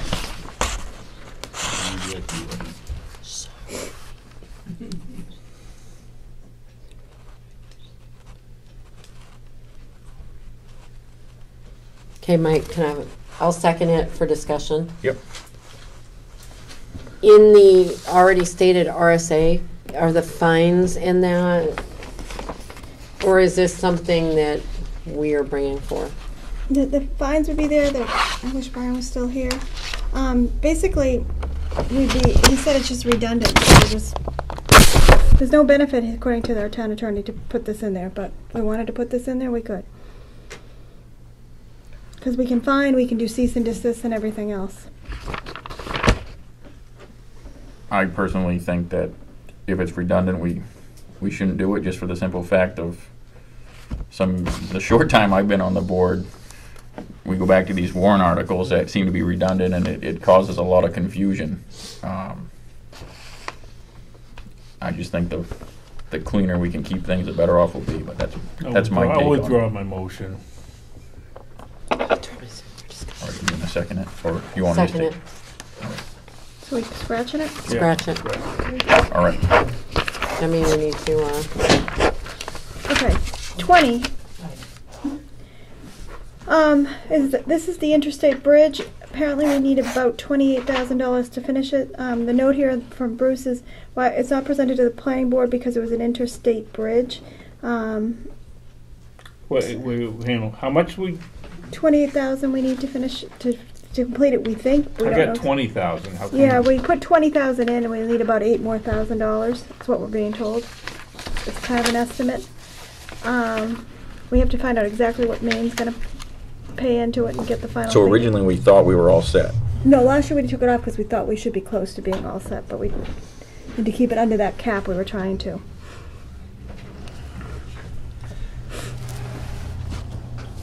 And this is the bridge on Townhouse that goes over to. To Maine, yeah, it's the interstate bridge.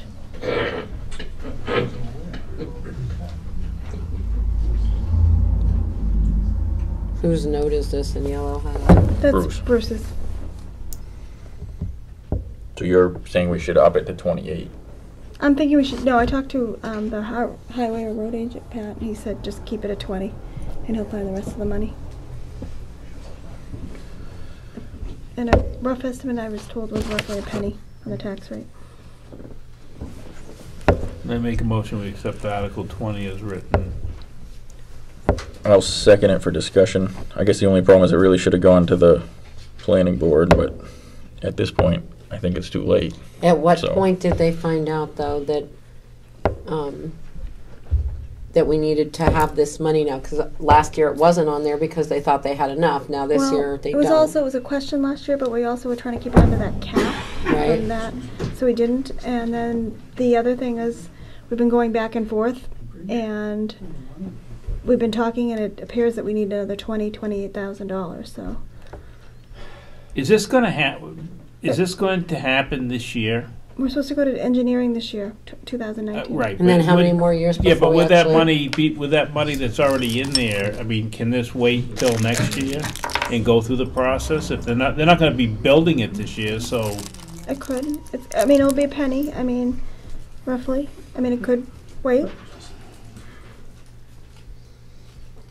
Bruce? You know, I've dealt with this in other communities that I've worked in, where we had a hard target. And that target didn't change. You know, I did 16 of these types of projects when I worked in Dover. When Dover put aside its 20% usually matched, we knew how much money we had to put aside. That, it was not a rolling target. Well, the Just problem is, because- it's the state of Maine that's calling the shots on this, am I correct? Well, I have no idea about that. Yeah. All I know is That that. is true. Maine It's does not bridges, New Hampshire does dams, is my But we understanding. deal with Dancing Mayfield or somebody, you know, municipal highways, and they should be giving us a hard target. This is gonna cost $1 million on the New Hampshire side, and you have gotta pony up 10% of it or 20% of it. And we diligently, as a town, put aside $20,000 a year for, I don't know, at least 5 years. And then we were told at one point, you're good to go. Right, that was our Nobody came to understanding. the planning board during the capital improvement program process to say, oh, by the way, we need another 20 or 28. What's gonna happen next year? Well, this just got dropped on us. You had already done the CIP before we got this. Obviously, but I guess I'm advocating that you have someone reach out to municipal highways to say, Nancy. give us a hard target. We need to know if we've got enough put aside, because our due diligence means something. It really does. And let's move forward with the project that you said was gonna be completed by the end of 2019. Now they're telling us it's only engineering that will start this coming year. You know what I'm talking about. 2021. It was 2019 at one time. Right. Yeah, I know how it is. It rolls along. And then it costs go up. All right, so we're gonna make a decision. Actually, I'm gonna withdraw my motion. Which motion's that? If we approve the article, I mean, Did you make one? Did I Yeah, miss- yeah. Okay, It wasn't seconded. all right, failed. so it fails. Okay. So you're gonna have to withdraw it. Oh, for discuss, you seconded it for discussion, What did- not me. Yeah. I It did? was you. Yeah, you did. Okay. You lose it.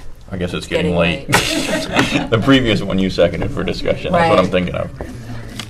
All right, so you're gonna withdraw it, I'll second it. So it's done. Oh, it's done. Okay, so that's all. All right, so the next one, recreation, as I explained to you, we do not have any further information. This was originally drawn up, given us information by a former attorney that's no longer with the current attorney's office. The attorney that Walter needs to work with on it is preparing a brief for the Supreme Court. Cannot work with him. I will not get an answer. This has no tax impact at all. The question is, do you want to go forward with it? Do you want me to work with them on it? What do you guys want? What's your favor on this one? Well, I think just for historical purposes, it was originally a recommendation from the attorney, so I would think that we would still want to go forward to see if we still need it or not. Okay. Do you want me to try to get it cleaned up? That's my take. I don't know what My take on it? I don't see any need for it. I think it pretty much, all it does is it repeats what the RSA says. If you read the RSA, just like the, I forget what. Right, but it was correct. It was supposed to correct the whole thing going from 1948 with the, what was it called before? It was called a rec commission. It was called a beach commission, and there was a folder this thick on. But it's what not. Is what. So this was supposed to straighten that out. Was the. But it's not. There's no language in here. All this does right here. All this is it's taking the RSA and dropping it into. Right, because you have to. The town has to vote to adopt that RSA. That's what the point of this is. Is what we were told.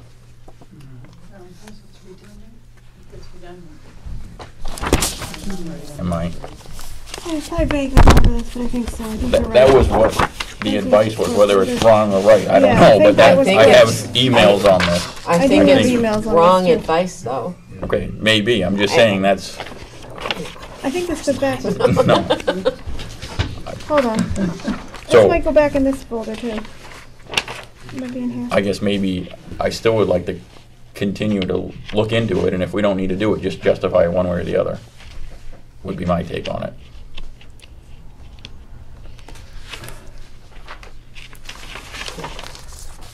And my only issue with that is all the money that we pay to Walter anyway. And if all's, I mean, I'm sorry, but was that wrong? I heard a snicker over the audience. We gotta get moving here. It's I mean, this 8:30 is, well, yeah, we do, but this is redundant. I mean, all this has done is taken the RSA and plopped it into a warrant article for the Recreation Commission. Which they already operate under.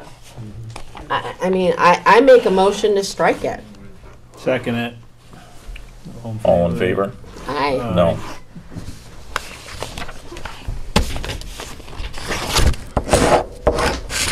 The last one is a warrant, is a petition warrant article. So we don't have to vote on that. You don't. Can I read it just so they know what it is? Yeah, but I just wanted to say this so that it says, we've got to wanted to put that wording in there. We've got a petition warrant article. And it says the town boat ramp revitalization and construction submitted by petition to see if the town will vote to raise and appropriate the sum of $15,000 to be added to the Milton Recreation Capital Reserve Fund previously for the purpose of renovation and reconstruction of the town-owned boat ramp as described in the capital improvement plan.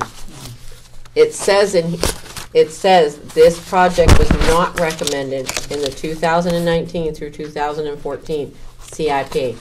This amount will be added to the existing $15,000 that was appropriated in 2017 for anticipated construction to begin in 2019. Majority vote required. That concludes our warrant article section for this evening. Happy. Who said that? What'd you say?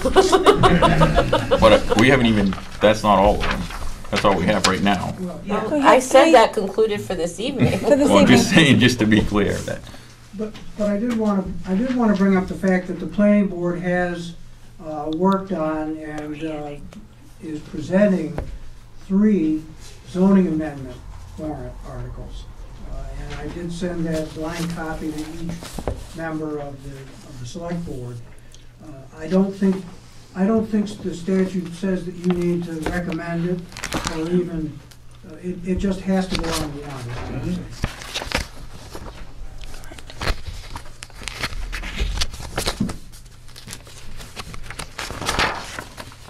We're not done. All right. Sandy looks like she's. So, Where are we now? where are we now? You can go 7 first and then 6. Status of rec commission? So recommendation to 7. move 7. So status of recreation commission, Andy? I put this on because when I first got on, one of the reasons I ran for selectman was the rec commission was in total array. Basically, it was non-existent, and they made a purchase. I'm not going to go back there that I didn't approve of. Still don't approve of it. But with that being said, I had on the first article tonight was supposed to be town beach associated fees. Well, unfortunately, my idea of the status of the rec commission was, it was dormant. It wasn't doing anything. So we as a board re-energized the rec commission, correct? And it's hopefully then we were going to get some guidance as to the associated fees. They were going to do, talk about the boat launch and make recommendations. Well, there again, and I know it's a volunteer, but people committed to it. The rec commission has pretty much gone dormant again. They're not meeting. There's nothing was done. It just nothing happened. Nothing happened. I mean, I'm just kind of frustrated that Well, I don't think nothing happened. But right now you're they're calling in to come in and sign checks because you're not meeting. I mean, it was rolling. We're looking for guidance to move forward with some of what's going to happen with this, and it just petered out again. And that's what happened last year. And then we went out and bought a tractor. It's like I thought people were going to commit to it. They some that were on it before wanted to get back on it again, and I don't know. I just hate to see it die again, but that's what it looks like is happening. I mean, I don't want to necessarily speak for the. I mean, because I'm on the selectmen. I'm the ex officio for the rec commission. I am. So it could have been you, but I believe the chair of the rec commission has been in close contact with the rec director on a monthly basis, and well, the problem is that's one. There hasn't been any felt the necessary need to have a meeting. Well, there is a need. I mean, I've got all kinds of needs, and I mean, then I'll go back to 6, and I was hoping to get some feedback as far as I personally do not think that Milton taxpayers or Milton residents should have to pay to use a Milton Town Beach. That's my personal opinion. The beach has what, $40,000 worth of revenue this year that they brought in. I don't think that if Joe taxpayer wants to launch his boat, he should have to pay $10. Can I just say something on that? Oh God, yes. Oh, you sound like my ex-husband. Getting close, I guess. That might have been the amount of revenue, but you also got to think you purchase toilet paper. Oh, I get it. I just want to make sure that there's expenses, so it's self-sustaining. Right, I get that, but I mean. Credits $44,900. Debts $25,055.66. We were given that on December 3rd. I'm just saying. I went back and pulled it when I saw this discussion. Well, with that being said, I do not think. I'll come right out right now, and I'll even put this in a motion that under no circumstances would I support the state taking over the boat launch. That belongs to the town of Milton. I would put that in the motion right now if we can make it, if it's legal to do that. That it stays a town beach boat launch and not a state boat launch. It's never gonna work with having a state boat launch. It's gonna be open 24/7. There's no parking as it is. And can I do that legally? Make that as a motion?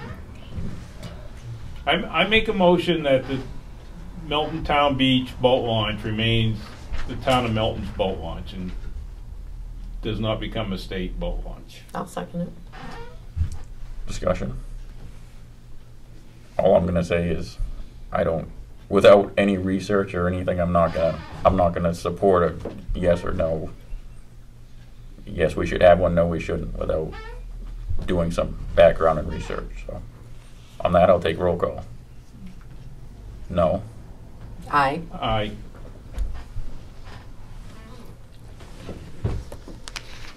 So, I'll just go on the record, make a motion that town residents and taxpayers do not get charged to utilize the town beach. All right, I'll take that back. A minimal fee of $25 per family or taxpayer per year. That's what they pay. That is what it is. Yeah. That's what they. But for the boats, there's an extra for boats. But why should somebody, if they just want to, for the season, that lives over on St. James Avenue, wants to put their boat in, have to pay $25 to get it? They don't. They don't?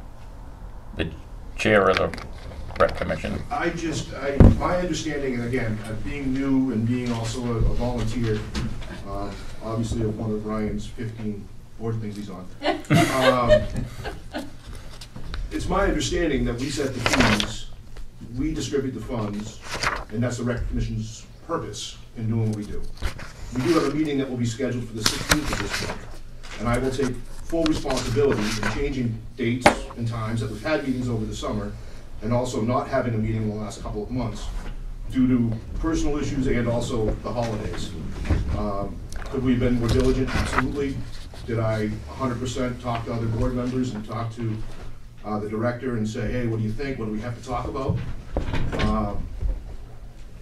I think fees and things should be talked about. If you'd like them talked about, we'll talk about them at the next meeting and going forward. But I think it's under our It is under your purview that it's our decision, not the board of selectmen. All right, I'll put, well, we can do it as a warrant article and make it, give it to the voters. The whole point of the rec warrant article that you just said you didn't want anymore. That wasn't where this whole cleanup thing came about. But nowhere in there did it talk about fees I don't. in the warrant article. Yeah, but, I don't know. Didn't. No, it didn't, but you're missing the point of it. You're missing my point. I don't want to pay for the dang. No, not that. The point of the warrant article. The whole point of the warrant article, when that whole whatever mess erupted months ago. That was what this all stemmed from. But all right. I mean, we have a folder that thick, and we went back and forth with the attorney, and I have 45 minutes. this is what that whole I moved the question thing was about. I'll second that. The question. Moving on. Somebody clue me in what the question is. All right, so I'm not sure. We were at Town Beach. No, we were at status of rec commission. So were you satisfied, or? Yeah, I just wish, I just go online and look, and there's nothing. Then I come and check the board to make sure there hasn't been anything, and it's just been kind of stagnant. And I just don't want another show that ended up the last time where there was 12. We'll schedule meetings. Well, I don't know. Okay, they would just spend $12,000 on a tractor that they didn't need. That's why I'm sitting here like an idiot. So 3 more meetings. So 4. He can't count either. All right. So next, Town Beach associated fees. Are you going to let that go, or are you? No, I'll let that go. I see Elsa. Now that the rec commission, that's why I swapped them around so that because my understanding was that was the rec commission was supposed to be doing that. So. Okay. So next up is 2015 International Property Maintenance Code. Andy. And with that being said, and this late in the game, so I will kind of pass and I understand, the live free or die state. I understand, it's my house. I can do what I want with it. at this point, I would make a recommendation that we pass this off to the planning board to make a recommendation to not, I'm not saying we adopt it in entirety, but to go through it and do, perfect example is 20 Dawson Street, which is our fault, but 20 Dawson Street, because it looks like crap, has devalued my property $10,000. I don't know what it did to the people directly beside them. That's what I'm after, you know, is when you have something, I don't want somebody, if they want to paint their house pink, I don't care. But paint your house. I mean, we can. Paint your house. We can ask the. Yeah, paint your house. We can ask the planning board, but sitting on the planning board, and I don't think. All right, let me they pass. will. All right, let me take that back. But we can ask them to. How about if I pass it off to the town planner? We can, but I'm just saying, I guess what I'm trying to Oh, say you is, jumped this on has that real quick. briefly, this has briefly come up at the planning board meeting, and there wasn't too much support for it. Well, I understand that. Was the impression I got. I understand that So- because it was brought up as entirety, but if we don't, we gotta do something, we've gotta be able to give code enforcement something with some teeth behind it, so that we can clean up, when we have, you take a ride up on the backside of the mountain, out in the boonies, and there's a guy up there that's got a place, and it's just loaded with trash bags through the whole woods, you know, and it's like, why do the people go out and live in the country have to drive by and look at that every day? You know, there's nothing, the town of Milton doesn't, or the state of New Hampshire doesn't give anybody any clout to clean up, you know, if we had something in place, the ding-a-ling wouldn't look like the way it looks. You know, we could have done something with 565. This, according to my sources, this is about the only thing out there that has any teeth that. My concern is multiple things, but the biggest thing is going with the theory of trying to, a way to clean up town and have some teeth to do something, is there's legal costs behind that. And there's also issues with, you have to have personnel to be able to go around and enforce that. And I personally don't think, at the position the town is in today, that they can afford to do that. I don't see Now, if that house how was we sitting can next to your afford to do house, that. would you be supporting this? No. Yes, you would. No, I wouldn't. I'm not gonna make a comment because I'll get myself in trouble. But I could make a comment about something next to my house, but I will not. All right. So. All right, well, with that being said, I mean, can I pass it off to the town planner to look at it with, you know, and maybe make some recommendations to possibly adopt parts of it that. You have to board it. I mean, you can make a motion and. I'll put that in the motion. What did you want in the motion? It's It's late. getting I'm punchy. tired. Oh, okay. I'll second it. So can you just clarify what your motion is? I know what it To is. direct the town planner to look at the 2015 International Property Maintenance and Building Codes and to make recommendations to the Board of Selectmen, which would be not me, to adopt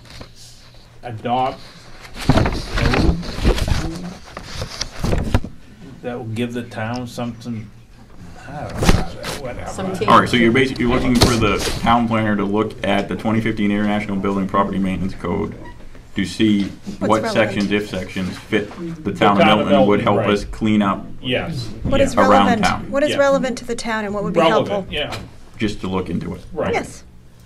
All right. No, And don't I wanna will tell somebody- second y'all's motion. And what's All in applicable? favor? Aye. Aye. Aye. Aye, aye, aye. No I problem. know. Looking into I something. think that it's within the bounds of my contract. You won't get paid if you don't. That's right. All right. So, we are on to, was there any other business, Heather? I do. I have a couple things. Sorry. It's all right. Seriously? Sorry. I'm gonna have to excuse myself for 2 minutes if I'm not gonna make it to the game. Okay.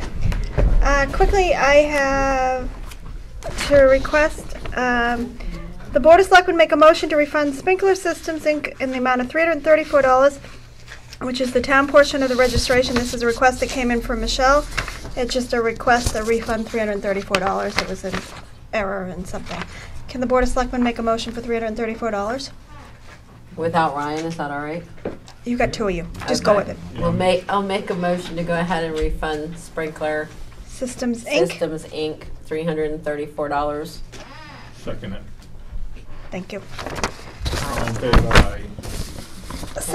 Secondly, we've been here since 4:30. yeah, I need somebody to sign the contract with the independent contract with a Sanders search for the town clerk.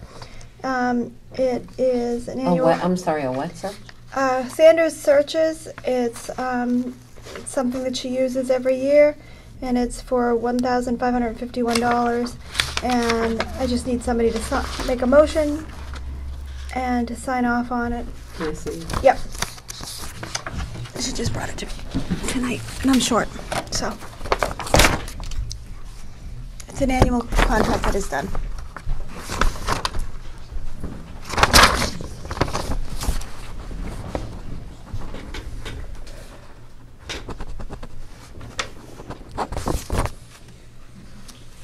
So you would just make that? You just approve this. You're making a motion on this, and somebody's signing off on it. I have to drive to Boston. You better get some coffee. It's Michelle. She needs to come up. It's her contract with her Sanders searches. It's an annual contract that you make. I just need a motion to approve it and somebody sign off on it. Okay. Okay? All right, do we have a motion? No, we're waiting for you. I'll make a Okay. motion. Yes, You won't even read it. for Ryan to sign it.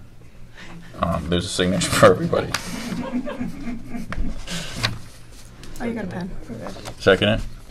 I'll second it. All in favor? Aye. I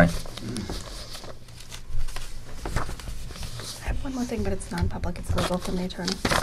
Sorry, I just found it in my book. Forgot about it.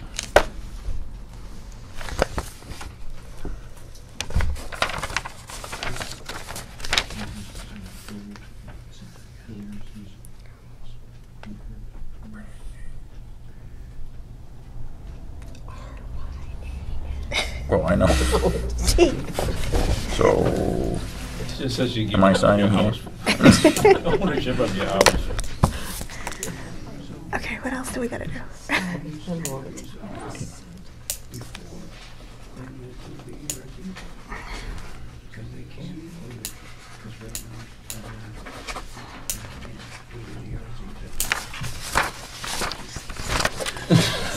Just keep It's been a going. long night, sorry.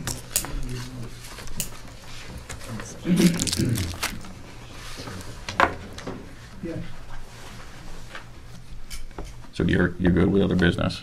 I'm good with other business. Except for I forgot, I do have to tell you one thing in non-public. You want me to move on to approval of minutes or wait for you guys to sign that? Because I clearly couldn't sign and do two things at once. Go ahead. All right, so on our approval of minutes. Make a motion, we This- accept them. There was a couple of spelling errors. Yeah, in I that caught one. a couple just I think they've commas been fixed and now. nothing. Have they been fixed? I believe so. For the All right. 17th. All right, so you get a motion?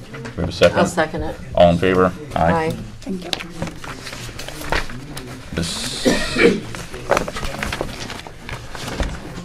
So that takes care of both December 17th, right? Yeah. Now December 18th? I don't have the workshop. This was just. December 18th was the joint budget committee.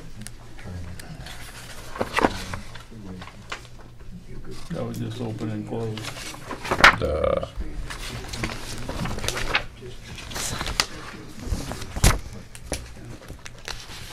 wait a minute, I'm confused now. Which isn't gonna take much right now. So what do you have there? I provide you the minutes that I took.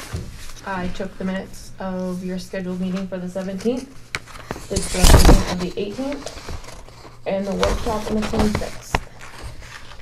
I was asked not to be here for the workshop on the 17th. So I don't know who was to provide those minutes. I'll get them to you. All right. I remember the workshop, I probably have workshop on the 18th. What do we do? I'll go back and look at my minutes. 18th is Okay, the so we joint just budget committee approved, meetings. we approved the 17th, now we're on to the 18th. I'll make a motion to approve the December 18th joint budget committee meeting minutes. I'll second it. All in favor? Aye. And then the December 26th workshop and meeting. There's a couple of typos on it.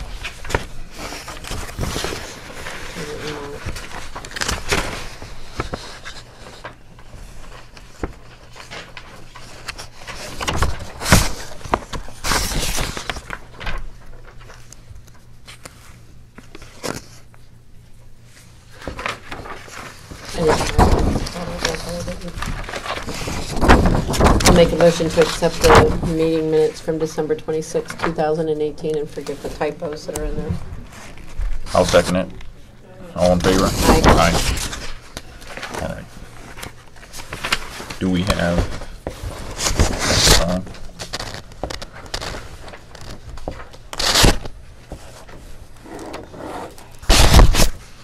Heather. What? Oh, sorry. Thank you.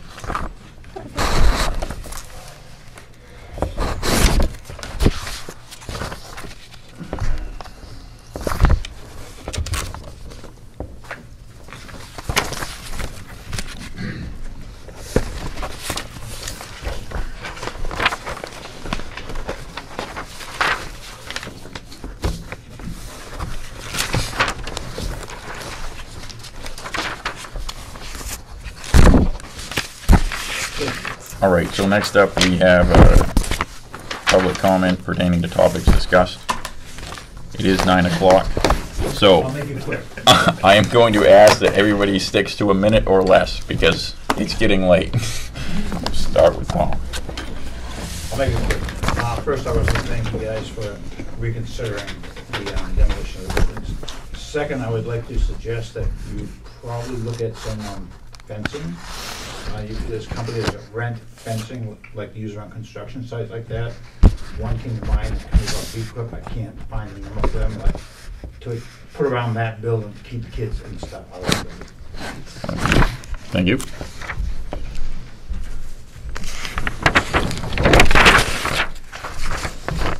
I second Tom's comment. I do want to address the fact that we recognize you guys are trying hard. Tonight's comments weren't supposed to be anything that you guys have done wrong, just something to look at a little bit different. The other one was, though, I didn't speak up, I didn't know we were going to, about the warrant article on the invasive plant species. You remove the lake, but I think you need to put the bodies of water, because other than that, you're opening it up to invasive plant species on land too, because there are some. So the intent was it's a body of water and it would include the river as well as the lakes. Okay, thank you. Thank you.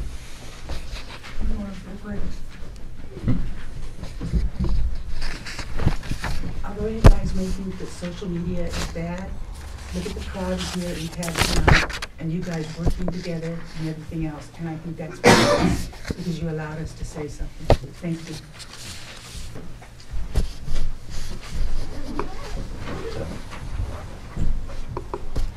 It's not quite kumbaya, but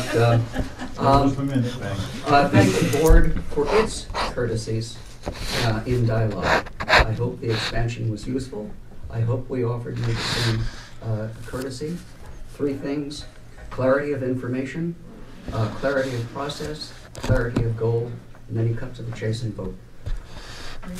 Thank you. Thanks for everything you do. Yes. All right. Thank you. I'm going to close public comment.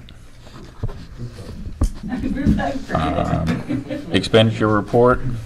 We don't even have a budget yet. So No. No. it's pretty. Yeah. It's kinda I think hard we though. can scratch that. Everybody good with? Yeah. Next up, administrator comments. Thank you, everybody, for showing up tonight. I mean, it was a big crowd tonight. I think it's dwindled off. Everybody's got tired. Happy New Year, everybody. A lot of lively participation, so it's good to see everybody. Drive safe in the snow tomorrow.